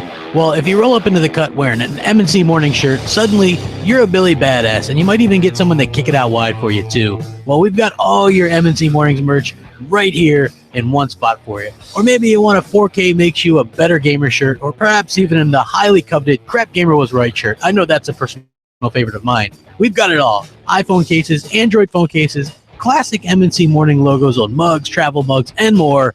Support your favorite morning show by buying some of our kick-ass merchandise. You know you want to. Links for it all in the description below. Thanks for supporting MNC Mornings. Well, I'll take it from here because there's no way Crap's back from that bathroom break, Jay. I'm out here. Don't worry about it. No. Hey, look, I just want to say shout out to Bam and some of the other people that actually bought the shirts, man. Like those shirts are looking good, man. Some people were tweeting their pictures of them and stuff like that. Yeah, they're cool. 4K makes you a better gamer. If you know, you know. Right? Like, if you understand the joke, I had some idiot on Twitter. He's like, you're making us Xbox fans look bad with that kind of stuff. I'm like, you just don't get it. Like, if you get it, you get it, man. Yoshida from Sony was the one that said 1080p makes you a better gamer. I'm poking fun at that. I think it's hilarious. Like, the Xbox people get it. Like, we got some smart fans. So those are the people that get it, and I think that is absolutely phenomenal. Hey, J-Dubs, is there another one that you wanted to roll? Sure. We're gonna play the iTunes ad. Yeah, because we are back on iTunes, you guys. So that iTunes and Google Play, right? Yes, Crap? Google Play. Google Play. What are the critics saying about M&C Mornings? You suck! Now here's what M&C Mornings had to say to the critics. Hey, why don't you suck on these nuts? Catch M&C Mornings on Sundays at 11 a.m. Eastern Time. Now available on iTunes and Google Play. Isn't it great? I mean, it's so great that we're friends with the former governor, Arnold Schwarzenegger. The governor? Yeah, the governor. Fantastic to have him on our side. Absolutely, man. And he's a fan. And he was like, hey, can you get M&C Mornings on iTunes and Google Play? And we were like, yeah, man, why not? And so that's exactly what we were able to accomplish. Went down just like that, everybody, too. Yeah, so that's how easy it was. Jay, if you got a voicemail, we've got so many great people been calling in, and we wanted to dedicate today. Of course, a couple people in the chat realized I went on a couple of mooch rants, which take up way too much time. I apologize in advance. But yeah, crap, these are great questions we're getting today from everybody. yeah, absolutely, man. I love the interaction. Who do we got on deck, J-Dubs? We have Macho Gamer. Macho Man. Dig it. Nice. Bring it on. Hi, this is Macho Gamer. I just want to say I'm really happy to have Mooch back. You guys, on doing that show, Mooch and Crap, it was really starting to take off, and I was really pissed off and depressed when all the things that happened online. And I'm glad you guys are going to move forward and keep doing what you're doing. You're going to be really successful and great, and just a good alternative voice to have online. Thanks, guys. That's great. No, it's listen, that's the main reason me and Crap actually started this way back in the day. Was we figured we got good we had good airtime chemistry worked out. J-Dubs is just a talent he's a god amongst ants, and he knows what he's doing. And the three of us together, we had a lot of fun collaborating at each week's episode. So yeah. Well, hopefully we're just going to keep this thing rolling. And thanks to everybody. I'm going to, Crap always does the thanks, so I tend not to want to repeat what he's saying, but I do want to thank everybody who's helping us, not only watching every day live on Sundays and watching on the YouTube channels, but the Patreon folks are really helping. And just so you know, there will be the raffle. We're actually thinking about some great stuff for May, because May is when it'll kick off. But we've got so many things working. J-Dubs has been working on so much as far as software. Give us those first few weeks to get up and running, get this software purchased. You're going to see a lot of changes. This is going to be a great show for everybody. Yeah, and the game raffle, by the way, which is just $1 supportage a month. It's whatever game you want. Yeah, we were talking about it offline. We're like, oh, we'll do the new game every month. That's AAA. That's hot. That's the $60, $65 game. Then we're like, wait a minute, just whoever wins, whatever game they want, they can just pick it. Like it doesn't matter. Yeah, just pick your games and you'll get it, man. Just for like supporting us, and that's what it's all about. It's like we're getting new stuff. Like J-Dubs just picked up a new Elgato that helps actually with the show as well. There's less input lag, so we can do like the little clips and like the top 10s and stuff like that. It makes things go much smoother, and then also it helps us with the giveaways and games and all that kind of stuff. So. It's really awesome that you guys have come out and support us and things like that. So definitely thankful for that. Who do we got on deck, J-Dubs? Yeah, we've got Boss Carlos. Boss Carlos, the boss, Dallas Cowboy fan on deck. Yo, what's up, M&C Mornings? Mooch, I'm like your biggest fan, man. Crap, I'm a fan of yours too. But I'm so happy that you back, Mooch. I don't really have a question. I just have a comment. First of all, Scorpio is a beast / monster. Oh, yeah, what's up, J-Dubs, man? How you doing, man? Keeping it down. Holding it down for everybody in the Xbox community. Crap, keep doing what you're doing. Mooch, fuck them haters, man. You stay doing what you're doing, man. I was a little disappointed to hear that you won't be on BGST as often, but I'll take it how I can get it, man. M&C Mornings forever. Xbox is the best box. Y'all keep it up. Mooch for president. The Mooch Maniacs are so loud and rowdy. I love it, Crap. It's so fantastic. I mean, crap liver. Come on. Let me guess. Like, hey, I'm a crap gamer fan, but Mooch, yeah, man, we love that Mooch. Mooch for president. Mooch for president. Like, boss. By the way, listen. Just so you know, I will be doing. BGST spot shows. Absolutely. Around E3, he's going to be a busy guy because we definitely need him. Well, interesting. Mooch, the Mooch tour, right? Crap. Yeah, Tim Dog's going to be at E3, so yeah, we need all the help we can get. Plus, it's going to be on Sunday night. So hey, we got Jez in the house too. What's up, Jez? Shout out to Jez. Jez, fantastic work on Windows Central, buddy. I mean, to be honest with you, I made a joke in reference to it in the top 10 on week 1, but like, does anybody? I don't take anything serious until I know Jez agrees with it. You know, and I'm not just. It's not just boosting his ego. Like, it's them and ICXM. Those are the two sites you go to. If you see they're saying it, you can pretty much count on it. It exists. Goldblum in the chat, call me crap liver, dude. That's tough. Goldblum. I was calling him that last night while we were gaming. I was like, hey, Goldblum. There it is. You know what I mean? Like, it's funny. But yeah, it's, I don't know. I like the whole, like, people are like, oh, I'm Team Crap or Team Mooch. A lot of people think that that's like a legit thing. Like, oh, man, they're jealous of you. It's not at all. Absolutely not. Absolutely not. It's just really just a joke thing. Just like Team Fox or Team She-Wolf or whatever. You know, it's just jokes and we just have fun with it. So, just wanted to let you guys know that and appreciate the support and stuff like that. Hit that like button. J-Dubs, who else we got on deck, man? We've got Def Jam Bam. Def Jam. Perfect. What's up, Mooch Crap? J-Dubs, how y'all doing today? What's your predictions on E3? As for me, I'm thinking Microsoft come out and show off Scorpio first, show how it looks on the 1080p TV, and then shows how it looks on a 4K TV. Because, you know, if that's not shown or talked about, people are going to nitpick, and then they're going to be like, oh, well, what the hell do we need a Scorpio for if we don't have a 4K TV? So I think Microsoft need to definitely show how that looks first. Then come out, show the games, and then show all the other features, whatever is left. Hey, but this has been pretty much a good couple weeks for us. You know, Microsoft done showed off the Game Pass. You know, we got Mooch back. You know, we got Microsoft done added refunding your games and stuff back.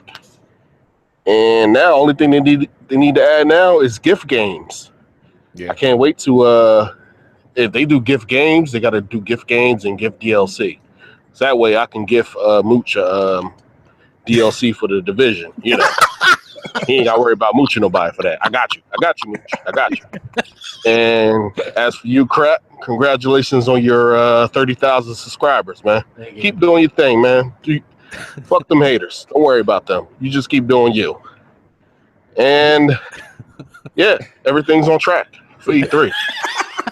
Scorpio, baby, is coming. Everybody in the chat listening in, y'all know what to do. Hit the like button. Put that 1 in there. Just put the 1 in there just because. Yeah. Peace. No reason at all. Just because. Yeah, just because. Bam was great, man. Listen, first of all, thanks to Bam. Me and Bam were going back and forth about the selfies because we went from soundbar to selfies with Bam, which is great. But you know, one thing I want to talk about, Crap, is he brought up an amazing thing about gifting, the game gifting. That is huge. And I think that's something that needs to happen. I really do think there's a lot of things that I hear people on the wish list and I'm like, it's kind of useless. That's kind of useless. But like there's just so many different ways to be able, why wouldn't you want to do that? Now that you see things like Xbox Game Pass, all these other things, you can see Microsoft is slowly but surely kind of like trying to cut out that brick and mortar, right? They're just slowly kind of cutting them out. I see them trying to lure PC gamers, to be honest with you, with that whole self-refund thing and bringing over some of these games that were only on PC and you know what I mean? The Game Pass and Scorpio being a really good, well-designed console that can do 4K gaming. Right. Like if they can get that for $399, that's not just bringing over console gamers, that's bringing over PC gamers because that box is going to be able to run a lot more efficiently than a lot of people's PC. So I think that that's going to really help them out. Like I said, 4K Blu-ray player, HDR, all that stuff built right in. So I think that that gives that a huge advantage. And I think that that has the potential if they get the price right. Here's my little tip. If I could do a call in for the division, they should have all game gifted us that DLC anyways. Yeah, that game is dead. Talk about rigor mortis. That thing is over with. It reminds me of our top 10 list today. Oh yes, which we do have a top 10 this week. That's great. Yeah, we do. Hey, you know what's funny? Literally, I just got a sale from one of the shirts that we just advertised. So that thing does work. People see the shirts and stuff like that. Yeah, it's gonna be awesome. Why don't we go from Luca's? We got a call on a voicemail, and from Miss Luca from the second floor, right? On the second floor, yes. Yes. Our 1% demo. Yes, she is. She fills our female demographic. Yes, her and a couple others. A couple others, right? We have like 4. Hey Mooch, Crap, J-Dubs, Luca here. Hope you guys are having an amazing Sunday, and I hope you guys had a nice week. My question is, now that the teaser trailer for Battlefront 2 has dropped, what do you guys expect from the story? That's it for me. Bye. Bye. She stole Firefox's bye. No, everybody does that. It's nice to be a trendsetter. It makes it look like you play from the Empire perspective during the campaign. I don't know if you actually watched the reveal trailer, Mooch, but it was actually really cool. And an interesting thing is it's being made by 3 different developers. DICE is making the multiplayer, who made the last one. You have Motive making the single player, and then you have Criterion doing this space multiplayer. Well, now, so here's my thing. So first of all, I did not get a chance. Yesterday was just hectic. I didn't get a chance, so I will catch it sometime today. My point is this, Crap. That makes perfect sense because they're turning this game around in 2 years. Yes. And a little less, actually, if you look at it, right? So whatever, that's abnormal. That makes me a little skeptical. I mean, I don't think that it's bad. I'm not going to say anything bad about it because I'm probably, day one purchase. Oh, absolutely. Especially with Scorpio. Best part, there's absolutely no season pass. Yeah, I saw that they're being much more consumer friendly this time. Remember the season pass last game? Wasn't it like $90 all said and done or something? Dude, I paid I think $70 or $80 for the game itself just to get a hand solo blaster that was a super cheap weapon, like one-hit kill. That first couple weeks, you were just going, and I was recording gameplay footage of me left and right because it made me look so good because you were just going around pew pew just slapping everybody one-hit kills.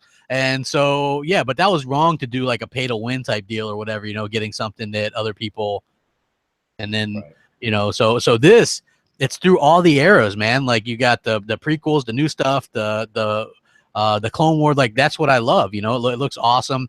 It looks like the campaign's going to take place from an interesting point of view, the Empire point of view. Looks awesome. There's going to be space battles are back, which they didn't have in the last one.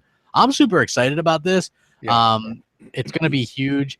I wish that Microsoft would have grabbed some kind of marketing deal on this. I just don't understand how can you not have any let me ask you this, Booch. Let's just me and you spitball here for a second. What big games coming out this year can Microsoft have up on their stage third party wise? None. Show off Scorpio. Exactly. It's you're gonna have Splinter Cell. I know for a fact that's gonna be there, but that's not on the same level as those other games. Not even close. Listen, the thing is though, Crap, I don't know. I'm gonna sound like you here, but Microsoft must have something they're really confident about in a first party studio, because they do have to realize that you're going up not against even just Star Wars, which everyone's like, oh, it's got Star Wars on the label, I'll buy it.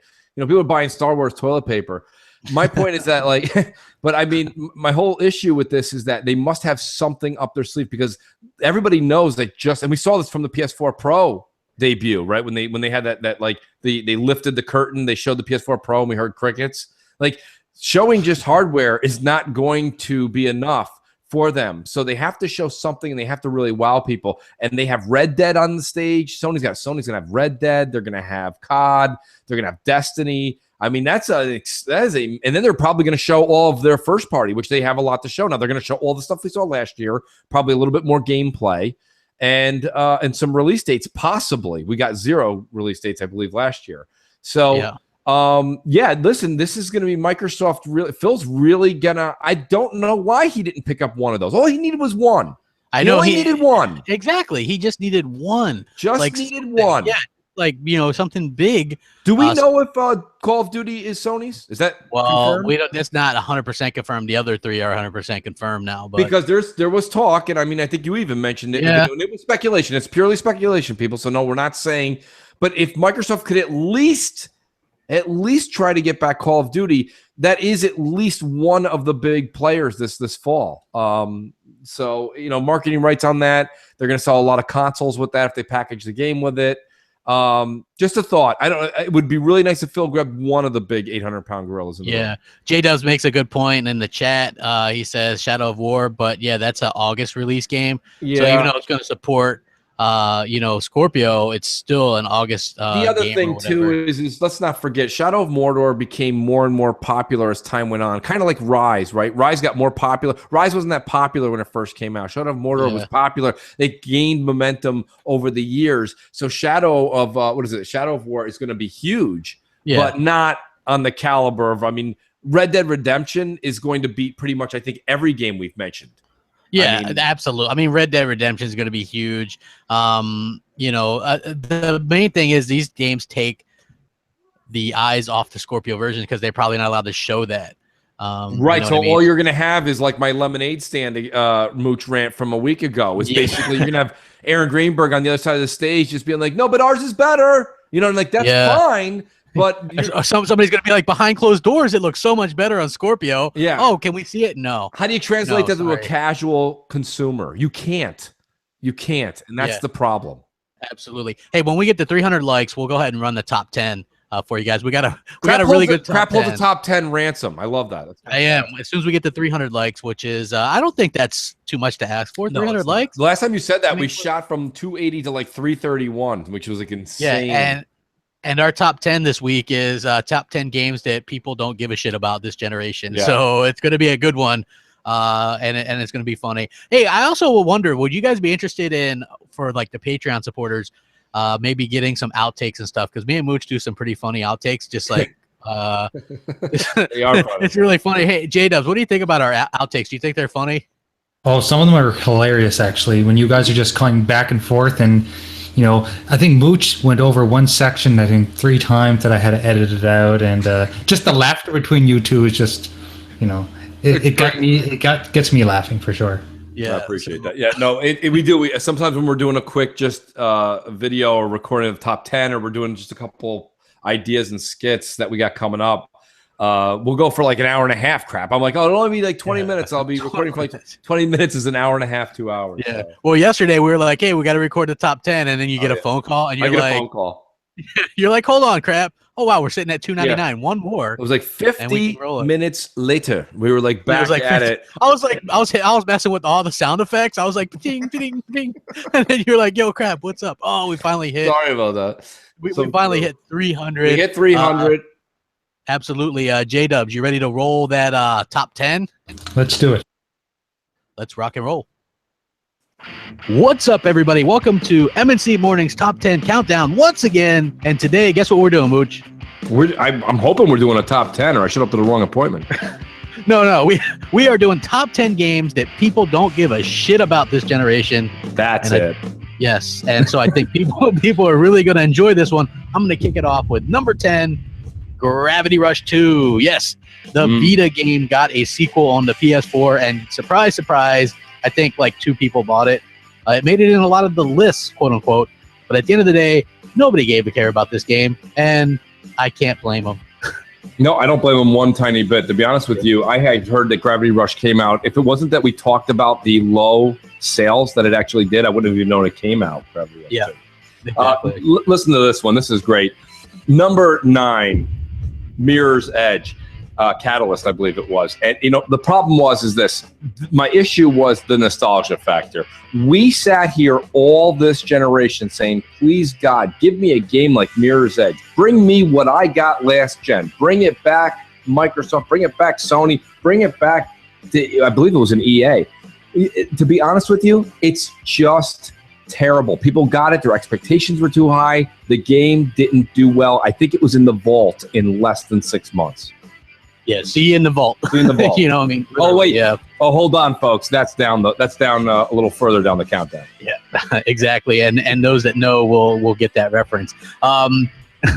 Number 8, Halo Wars 2. Yes, I love Halo Wars 2, but at the end of the day, I don't think anybody really wanted it. I don't see anybody playing it anymore.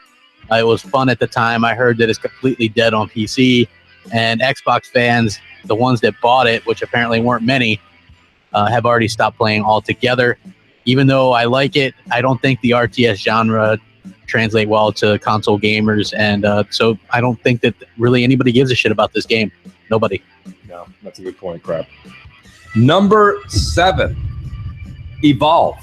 Listen, this was one of the marquee games that was supposed to set the tone for this generation, a whole 4v1. Because we've done the multiplayer thing, we've done team deathmatch to death, no pun intended, last gen.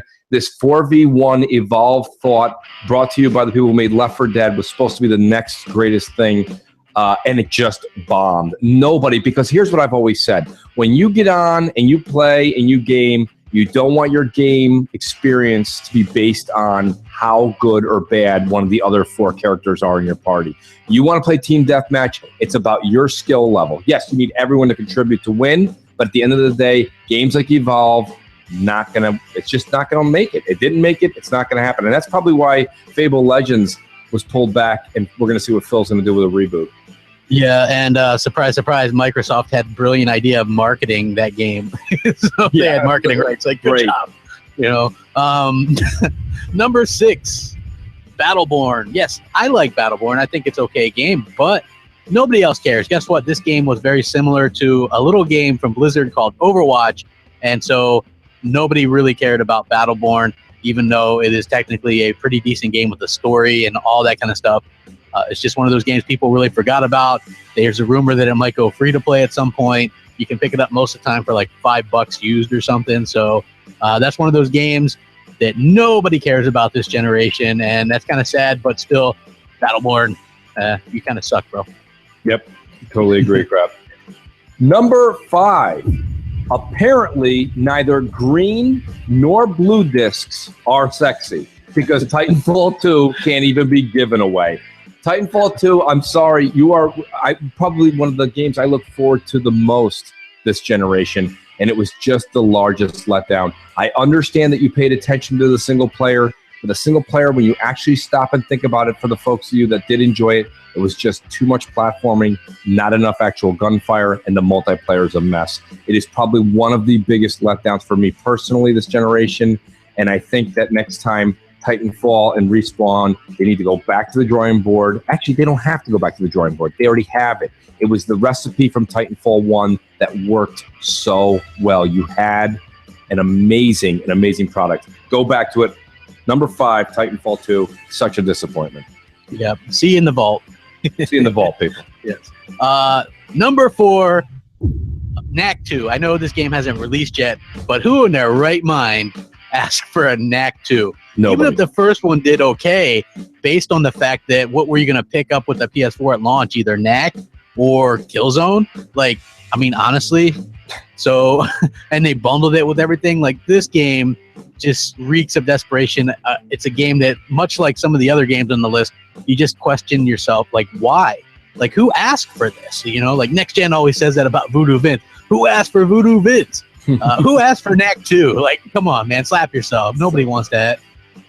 So true, Crap. I'm sitting here just agreeing with everything you just said. Nobody asked for any of those titles. Yeah. Number 3, The Division. This game had so much potential. This game was going to be the Destiny killer. But just like anything else that was supposed to be the Gears killer or the Halo killer, we found out that that was the game that got killed. And the same thing happened here. The Dark Zone was a mess. Leveling after 30 was an absolute catastrophe in the Dark Zone. People thought that people would actually raid certain people that killed people in the Dark Zone. It didn't happen.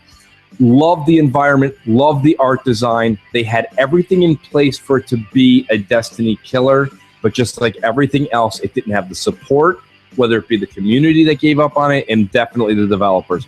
So as sad as it is, The Division number 3, one of the largest letdowns. And when they had their DLC come out, you should have given it away for completely free, not just a demo weekend, because it might have gotten and sparked the community back out there with the survival mode.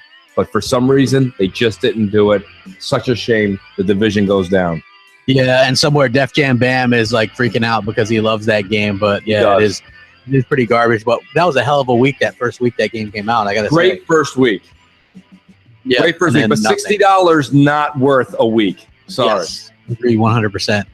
Number 2, Destiny. That's right, I said it, Destiny. And now when I say Destiny, I know. When I say Destiny, I probably mean the vanilla Destiny.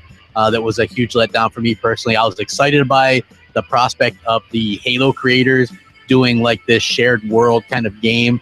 And then when it came out, there was literally no story to it. And, you know, you could only play with, for some odd reason, 2 other people, you know, in your group like that. I've never seen a group where it's only like 3 people. So very disappointing. To their credit, I mean, they did put out a beautiful game with a good gameplay, but I just don't think that for the most part, a lot of people care about that. Me personally, anyway, people might disagree, but hey, a little controversy, a little opinion, it doesn't hurt anything. So Destiny is number 2. Who gives a shit about this game? Not me. Number 1. Nostalgia, my good friends, is a hell of a drug. But just like with every drug, it wears off for you sometimes a little too fast. And in this case, number 1 is The Last Guardian, a game that was coveted by Sony fans. People fainted in the aisles. They had to have it. They waited a decade to get it, and it was nothing but a letdown. It was an awful game.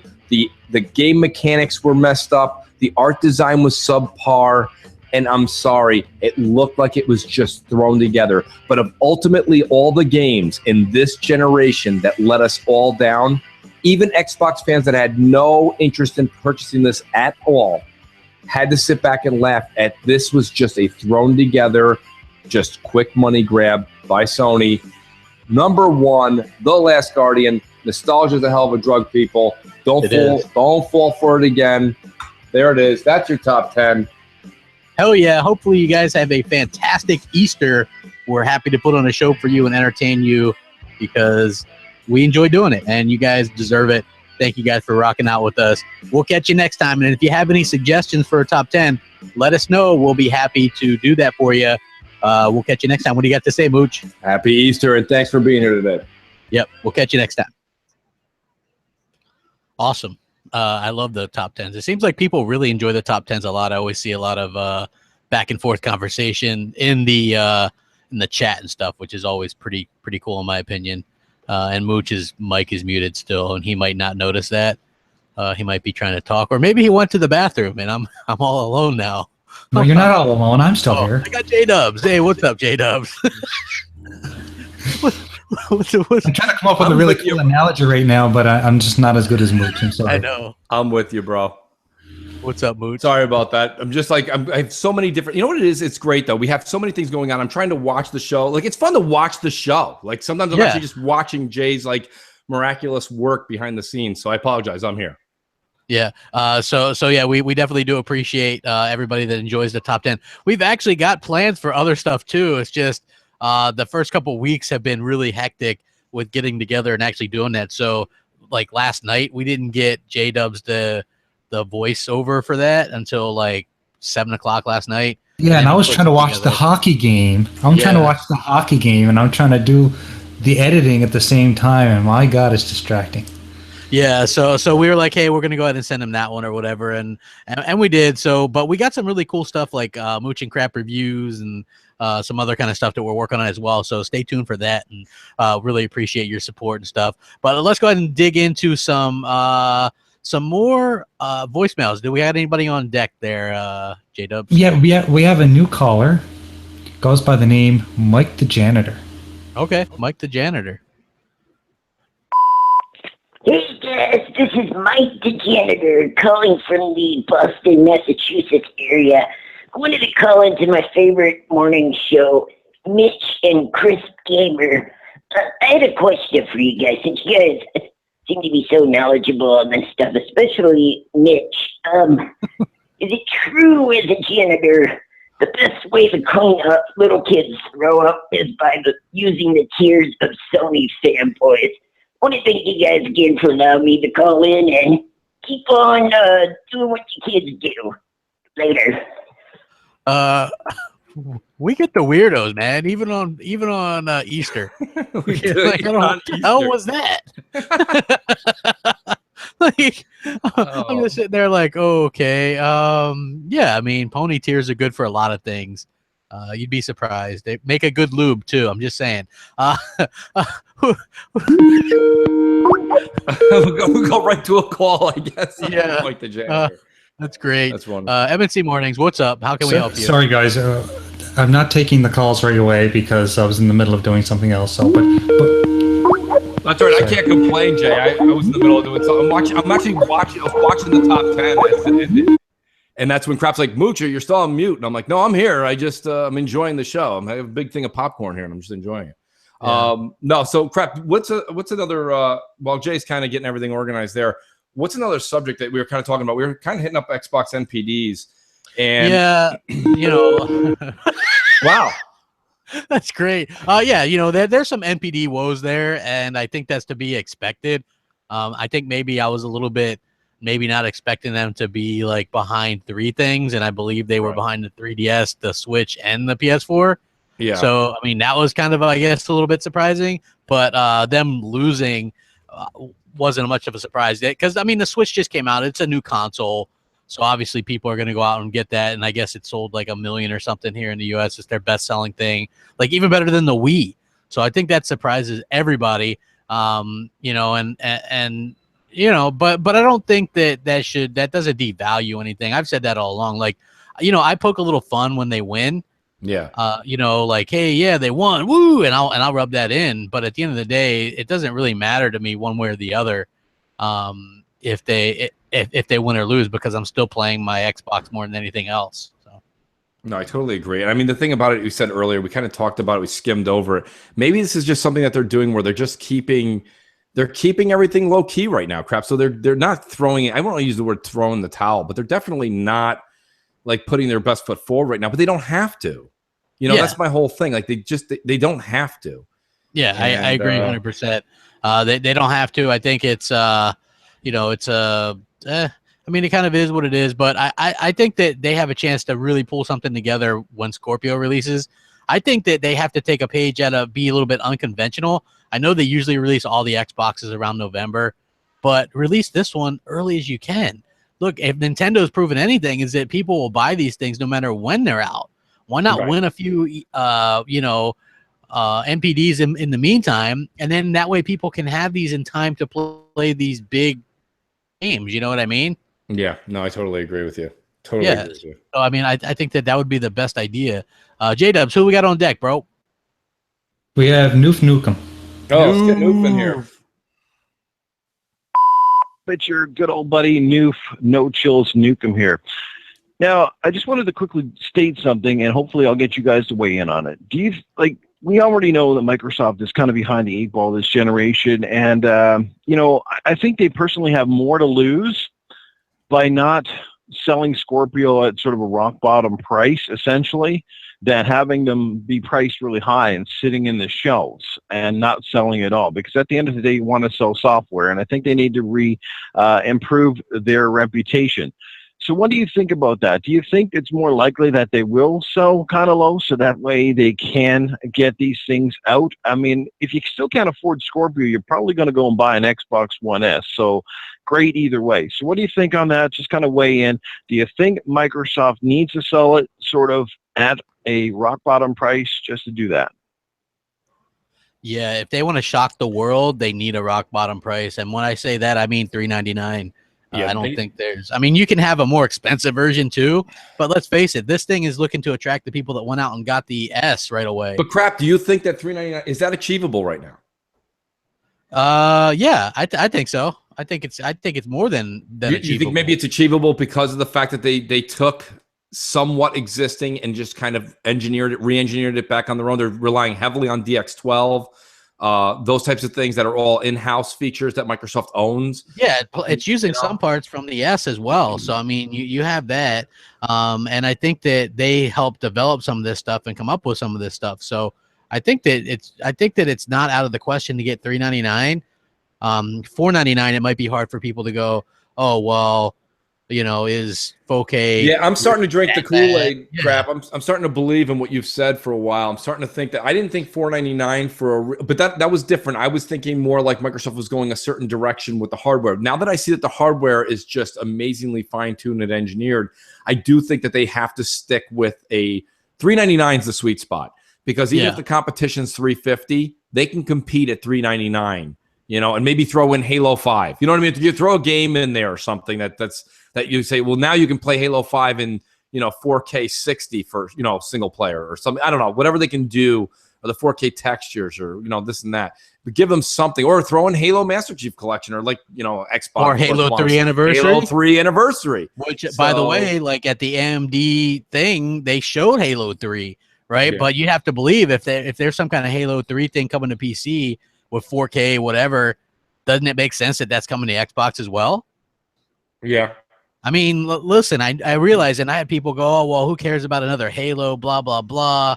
You know, but at the end of the day, it's an option, right? Like, and I said this last week too, and on different podcasts, who cares? Like, if you don't want it, that's okay, but it's options. Like, you don't see the PlayStation fanboys go, man, who asked for a Crash Bandicoot remaster, or you know, who asked for a Wipeout HD remaster, or a Pot Rapper the Rapper remaster? It's like, it's just options, folks. Like, I never seen, like, as much as I love the Xbox people, some of them really flip out over that stuff. Like, who asked for Voodoo Vince or Phantom Dust? It's like, it's options. Who cares? Those You are need options. filler.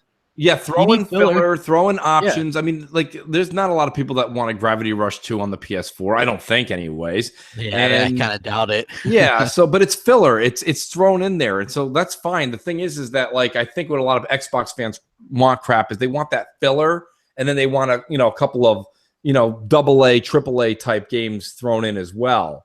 So, yeah, you know, I mean, that's what I'm hoping. And listen, I just find it hard to believe Phil's going to get on stage and only talk about Crackdown 3 and Sea of Thieves. You know what I mean? Like, I think we're going to see some new stuff. I think Diggity nailed it. I really think that's... Well, you're going to see, yeah, I mean, like, we'll probably see a Fable reboot, and we'll probably see, well, we'll definitely see a Forza Motorsport 7. Like, that's the worst kept secret of all time, you know, like, they're going to come out, it's Motorsports year this year, and they're going to show it, you know? And it's going to be Sea of Thieves, and it's going to be Crackdown, it's going to be State of Decay, and, I mean, yeah, what outside of that, I don't know. They're going to do, like, a indie thing like they've done the past few years, maybe some kind of VR thing. That they've done. They did HoloLens 2 years ago. They did VR with John Carmack doing Minecraft last year, remember? Because it really slowed down the pace of the show. Like, they were doing a real good show, and then they slow it down. It's like, you know, and then, like, what third-party deals are they going to come out with? You know, like, this is what I'm thinking about, right? Like, are people going to get excited over Lego whatever? Or, you know what I mean? Like, honestly, Sony has the deals for Kingdom Hearts 3, Red Dead Redemption 2, Battlefront 2, Destiny 2, at least we can assume Call of Duty. Like, what's left for Microsoft to show off? Yeah, Splinter Cell, but it's not going to be exclusive, so who cares? Right. You know, they're probably not going to have any timed exclusive content, so, like, honestly, who cares? It's like the games that Microsoft has partnered with this gen have not really been great deals, like Evolve, Witcher 3. Like, they get nothing out of those deals, you know? I mean, Witcher 3 needs to get that's going to get a 4K enhancement. I think they've been working with CD Projekt Red, and there's rumors that CD Projekt Red and Microsoft are working on the whole new what is it that cyberpunk thing. But again, that's not something that's huge. I don't think, you know. Right. I don't think that's going to be, like, great, or, like, I mean, the game could be great, but, like, it's like, okay, cyberpunk, that's awesome, but that's not like a you know, like, Microsoft is known for these multiplayer stuff, right? And that would be like a single player thing. So, like, to me, that wouldn't make much sense. You know, get something that's multiplayer where you can go, hey, buy it on Xbox because we've got the best multiplayer networks, and the game's going to be best over here in 4K as well. Right. You know, it's got to be something like that, because otherwise people are just going to go and associate all that stuff with PlayStation, because those are the only things, the commercials that are basically, shoved down your throat the entire time. And for those that don't think marketing deals matter, when you keep seeing a product advertised, like that puts it in the back of your head, and marketing works. There's a reason why people market things. Right. That's just the bottom line. You have to market stuff, right? Like you have to. If there's a movie that flops, or they didn't get their point across of the plot or whatever, that's poor marketing. I agree. And that happens. You have to market stuff right. You 100% have to market things right. And I think you have to.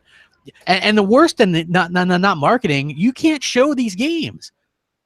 I know. You cannot That's show the thing. these And games. like you say, certain things don't transpire well on stage, but then when you can't even show them on commercial or in store, or when you go into a GameStop, now you're going to have PS4 playing all of those games, and Xbox is not going to have any of those. You know what I mean? They can't show them or illustrate them on this powerful machine.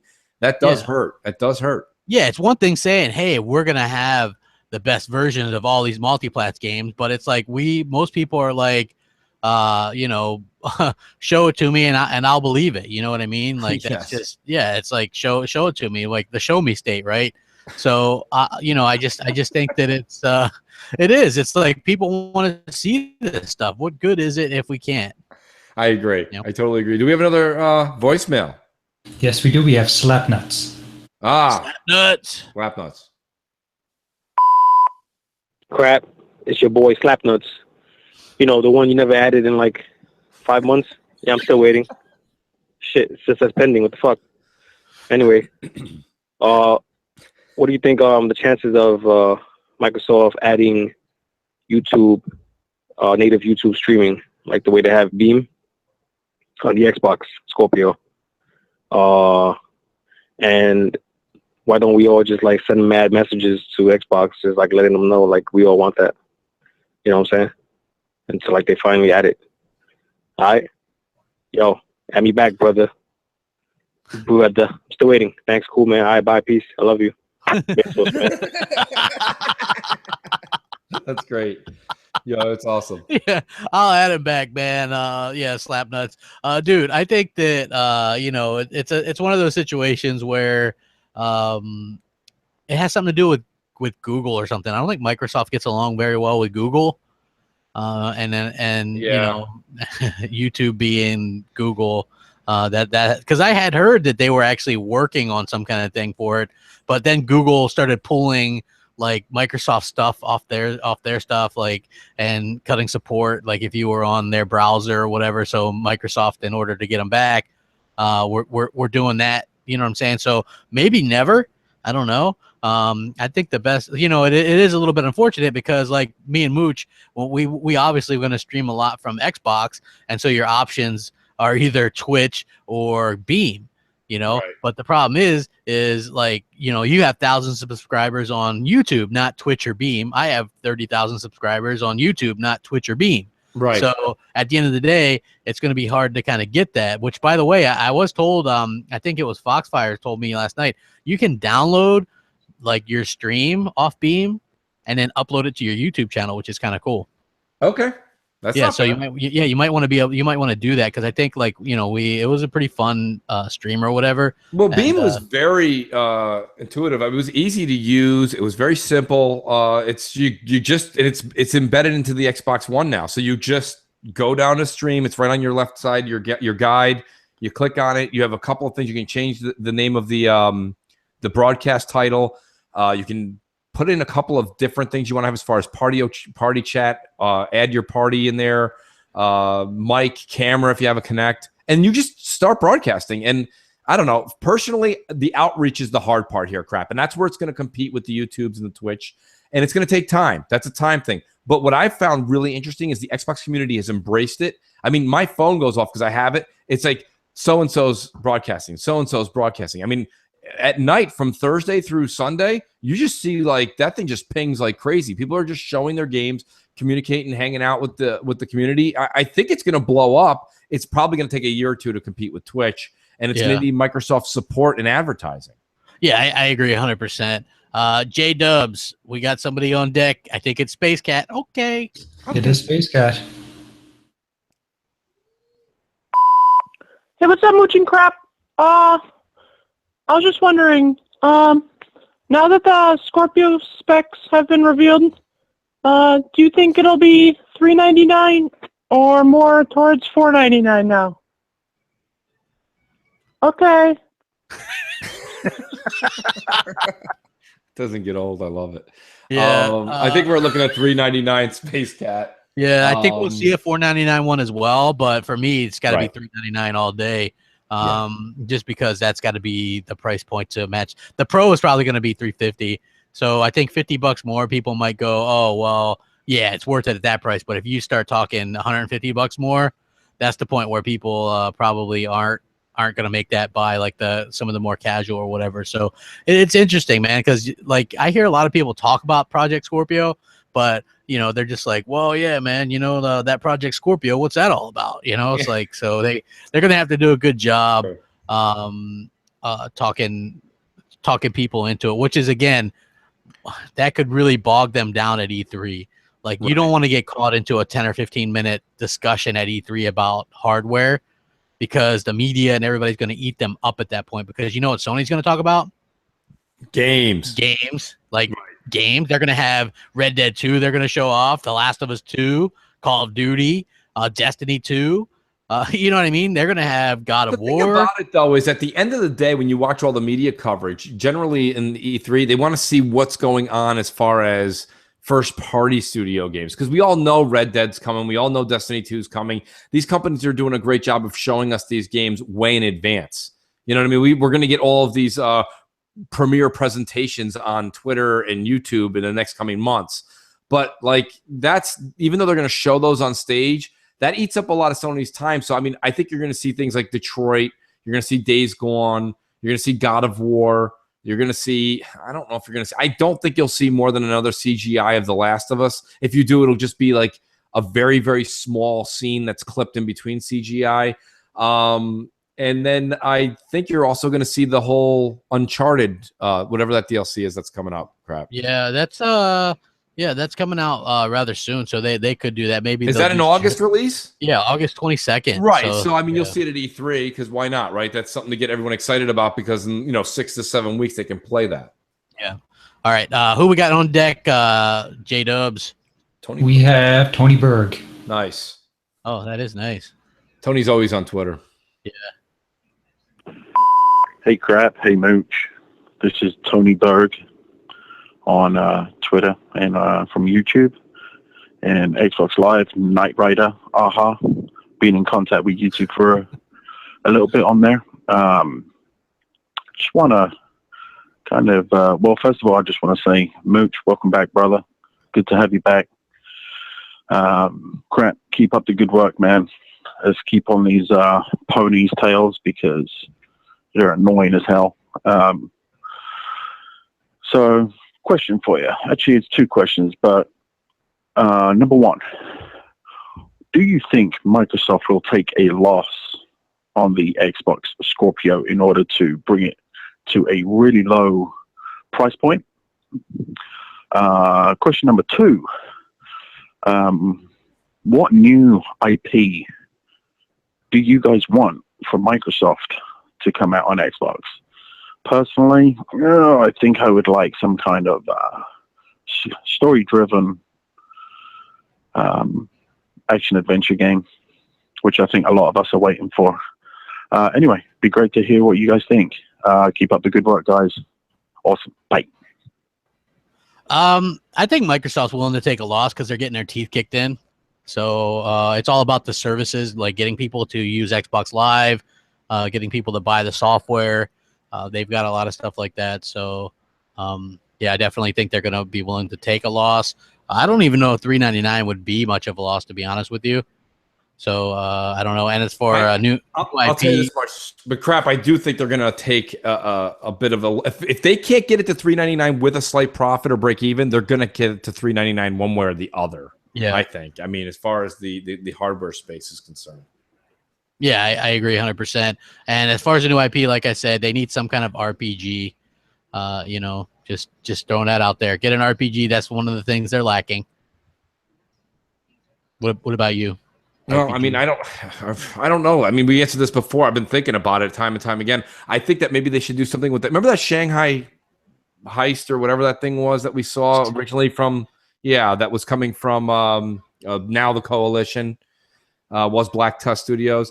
Maybe something like that for an IP would be a neat, like new type of. I don't know. You're saying JRPGs. Everyone says JRPGs or RPGs. Not JRPGs. I'm saying just the RPG. RPG. Yeah, Well, I mean, that could possibly be that same kind of game. I've always said that they should do a James Bond type game, England background, espionage, third person shooter. I know, right? I think that's a genre. Look at what was it there? GoldenEye sells million. Everyone talks about it. It's a big deal, but nobody wants to actually tap into that genre. I don't know. Why not go for that? I think it's an open market. I think people like that kind of stuff. They like the spy versus spy world.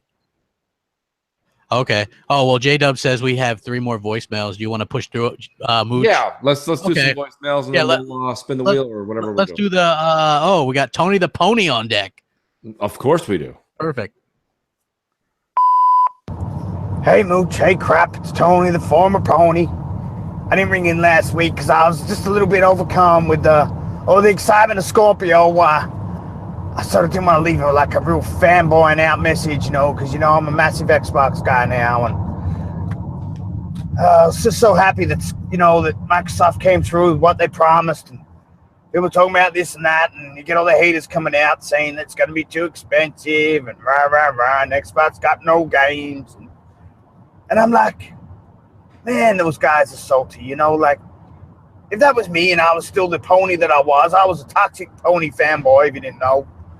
But if that was me, even as a toxic pony fanboy, I still would have been like, yeah, Microsoft, nice, You came through with the goods this time. Checkmate, motherfucker.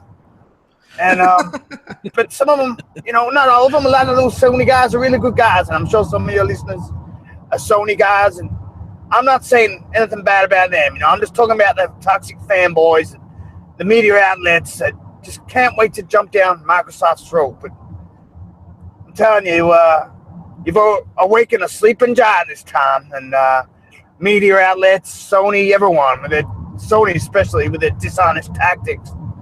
So, anyway, guys, that's all I wanted to say is, they built the system and the games will come. Build it and they will come. One of the oldest sayings in the world that goes back to the Colosseum in ancient Rome. And it still applies today. Okay, guys, bye. Ancient Colosseum, man. I think he's talking about what the hell's that movie? The Natural. Yeah, The Natural. Or no. It was that damn movie Field of Dreams. Field of Dreams, yeah. Yes. Yeah, that's like the ancient Colosseums. Yeah. The Colosseum. I don't remember any Roman emperors. Yeah, so yeah. That was great. Did you have a question? Or no, it was more of a statement of how great the hardware is going to be. And it is a time thing. I mean, the question is that is time on Microsoft's side here, because they got the console coming out this year. If it takes a good year for them to get their Scorpio esque games to come out, or their turnaround on any kind of like 4K stuff that they want to promote, you are creeping into 2019, 2020 timeframe. And that's when I would expect Scorpio's successor to come out, and as well as the PS5. So, I mean, just how often are people going to be expected to purchase these? I don't know. I mean, the other thing is too, is it looks like you don't have to purchase the newest, latest, and greatest. If you buy Scorpio this year, you don't have to buy Scorpio 2 in 2020. It's going to play a little better on Scorpio 2, but it's going to follow the PC mantra, right? Crap, where people were playing with 980 Ti's or whatever they're called, then they jumped to 1080s. And that doesn't mean people who have 980 circuit graphic cards can't play. It means they're just looking at a different, visual fidelity. I mean, I don't. To me personally, I think it's going to come down to player preference at this point. Yeah, I mean, you're gonna obviously. Well, there's people who are playing Xbox One S games. Yeah, I mean, your games are gonna look fine either way. It's gonna be good. Matter. It's just exactly. We got triple cup Chuck on deck. Nice. Hell yeah. What up with your mooching crap? This your boy Triple Cup Chuck, and I'm up. And I got a question. Well, this is more like a statement more than a question. At E3, when Phil Spencer come out to announce the Scorpio, because you know he gonna be the one that's gonna announce the Scorpio, what it look like and the real name of it. When everybody sees Phil Spencer come out on stage, I want everybody to just stand up and just be like, Scorpio, Scorpio, because I know I'm gonna be at my house and I'm gonna be doing the same thing. Scorpio, Scorpio. And, you know, it's just going to be electrifying just to see everybody just united, just saying Scorpio. And, you know, and the other thing I had wanted to talk about was, you know what I'm saying, for the look of it, you know what I'm saying, for them to show everything, but do not announce the price of the Scorpio. Wait till that Monday before Sony come on stage and do a commercial and drop the price on it like, bam, the price of Scorpio, you know, woo the woo. Because, you know, ever since I've been on for the last 3 years, PlayStation been doing a one-up on Microsoft. Every time Microsoft got some news, PlayStation always drop numbers or something like that on top of Xbox anytime Xbox try to drop some good news. But anyway, though, this your boy Triple Cup Chuck, and I'm out. And let me know what you think. Get at me. Hell yeah, man. That guy's slick on the mic, too. Yeah, Jeez. no, that was real good. That was I think that who knows if they'll drop the price or not, because I expect Sony to lower the price of the Pro. Yeah. So maybe they do that the next day or something and go, oh, by the way, yeah, it's going to be this. Then maybe they have a little bit of room to play with, you know. And well, to be honest with you, they're going to probably lower the price at the E3 stage because they're going a full day later. So when Microsoft says, you know, Scorpio is, and they say whatever, you know. What if they don't say what it is? What if they say, okay, it's going to be available on this, and we're going to share? They've got to walk away. They've got to walk away E3 with a price, don't they, Crap? Yeah, but you're right. I mean, they do. So. I think they have to. So Sony can lower the price after that. Yeah, Sony. Sure. Well, Sony's going to talk sales, and they're going to say, oh, it's not even a console war, it's a slaughter. You know what I mean? It's like, you know, hard to kind of refute that, in my opinion, but I digress. Let's go ahead and wrap up this last voicemail. Let's do a last Surprised we got through all this, but we got Xbox a good Trigger. amount. Yeah, Trigger. Hell yeah. The Xbox Trigger. This is Xbox Trigger from Twitter. And my question today is, what can we do to stop the media bias and these journalists and these obviously Sony fanboy developers talking bad about Xbox? I'm just getting tired of it because everything that Microsoft does, there's something wrong with it. Look at the PS4 Pro. When it first came out, they were like, oh man, I can't buy a 4K TV, blah, blah, blah. But the same people, when the Xbox Scorpio got rebuilt, who needs this? I don't have a 4K TV. It's terrible. And even if you tell them they're biased and show them evidence, they block you and they say, oh, we can be biased all we want. You don't have to be neutral. What can we do? I'm tired of it. I don't want Xbox One to go down because people don't like us. Anyway, thanks for your call, and hope you have a great day. Bye. Yeah, the answer. He thanked us for the call. Yeah. Thanks. No, Trigger, thank you, buddy. But listen, let me answer your question real quick. You're doing it right now by tuning in to MNC Mornings and participating. That's how you can do it. Number two, to be honest with you, on this show, we made fun of Xbox. We discussed and made fun of Sony. We made fun of, we try to be as realistic as possible. Of course, you're going to hear that we are, at least we're up front. You know, we say we prefer Xbox, but there's things about Xbox that drive us crazy that they do wrong. And there's just things that Sony doesn't do at all that we wish they would do. And we reiterate it each week so that possibly it starts something. The Sony fan base should be just as vocal and let Sony know the things that they want. Now they're going to say, oh, yeah, we're getting games. You're getting games this year. But like Crap has said in many videos, from 2013 until about, a few months ago, you've been getting one big game a year at most, AAA, right? I mean, it hasn't been a ton. Last year you had, the first Christmas I think we had, except for the launch year, the year after that, what did we have, Crap? We had just the Uncharted collection, right? Yeah. Then this past year we had The Last Guardian, and I don't even know if there was another big one. I know there's a lot of little games mixed in there, but like me and Crap were saying earlier, those are sprinkled in games. Those are not like AAA, like I can't wait to go get my new PS4 because I can't wait to play Gravity Rush 2. Very few people have said that sentence. Very few people. Like the people who developed that, their kids didn't even say that sentence. Like nobody says that. So, and it goes for Microsoft too. Nobody said, I can't wait to go get an Xbox One and play Voodoo Vince. Like it's just that they don't say that. Those are the sprinkled in games. People are waiting for big games or new IP, and Sony's just starting to come up and achieve that today, now, this year. Yeah. And so hopefully Phil's got something up his sleeve. We'll find out on the E3 stage. Yeah, I think they're gonna be. I think they're gonna do really well. I'm excited to see what they come out swinging with. You know what I mean? It's got to be something, right? I mean, it's got to be. Yeah, they've got to. They have to have something. Yeah. They can't just go up there, show Crackdown 3 and Sea of Thieves, and then pull the handkerchief off the Scorpio and be like, "We're out." Like, roll out. I mean, because if that's what they were going to do, crap, me and you could do that for a lot less money than Microsoft's about to spend on that show. Absolutely, man. Absolutely, 100% agree with that. So that's my take. Like you say, Phil's got to have something up his sleeve. He's going to pull a David Copperfield. He's going to make the Statue of Liberty disappear and a new IP, reappear. I don't know. Something's got to happen. Yeah, it's going to be good. Like, don't be totally upset or think, like it's easy to be down a little bit. I get like that sometimes, but they'll probably have something good. They've got to have multiple things. I feel it. So let's see. We ready to roll the wheel there? Yeah. What are our prizes this week? I have an Xbox gift card. Very cool. Yeah, nice. So I'm going to be giving that away to whoever wins this. Compliments of me.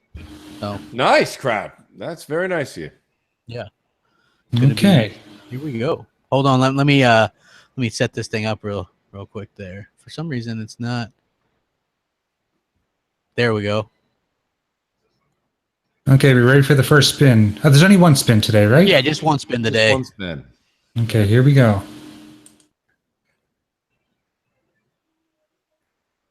And there's no sound on that today, huh? Yeah, no sound effect. Weird.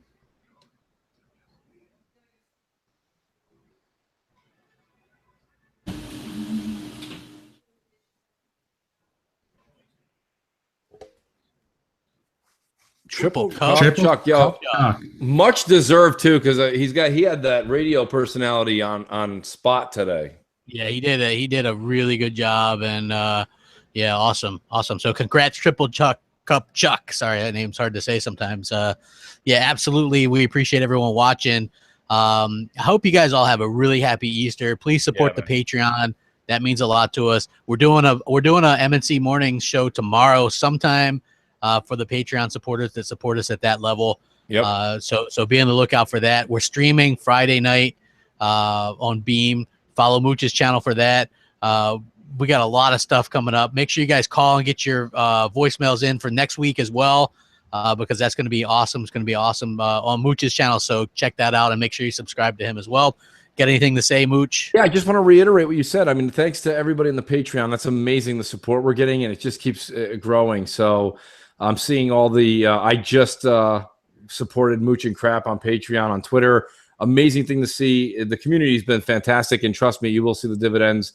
We start with our giveaways starting in May. So thanks for that. And by all means, please do go over to my YouTube channel and do sub it. I really don't promote it a lot because I feel like it's kind of at this point something that if you're a YouTube fan and you listen to podcasts and you go, geez, I like the guy who's talking right now, that you go over and sub that person's channel. I do it all the time myself personally. Like a friend of mine will send me a podcast that I've never listened to. Some of them are gaming, some of them aren't. And I'm like, this is a great show. I got to hit the sub button. So if you dig what me and Crap do, by all means, sub the channel. We do have all my streams will be on there. And we will start to have Mooch one-on-ones with a couple of great people in the community, just setting up. It's hard. I just got back a few weeks ago, so to get into everybody else's Rolodex and get back on their schedule is difficult. But these things are happening all behind the scenes. So I want to thank everyone for today. Happy Easter to everybody and their families. And catch you guys on Xbox Live. What about you, J-Dubs? Anything to close with? No, just happy Easter to everybody. I apologize to some of the people that tried to call in. We were having some technical difficulties with the Skype calls. They were jumping on two different screens, and I wasn't able to control them properly. I apologize for that. But like you said earlier, I got a new piece of hardware that I'm still trying to perfect with the Elgato, using a couple of different computers at the same time. But I'm sure we'll have all that worked out within a week. So anyway, thank you, everyone, for coming. Yes. Thank you guys very much. Are we ready to roll out? Let's roll out. Let's roll out. Roll out. Rack them up. Peace, everybody. Thank you.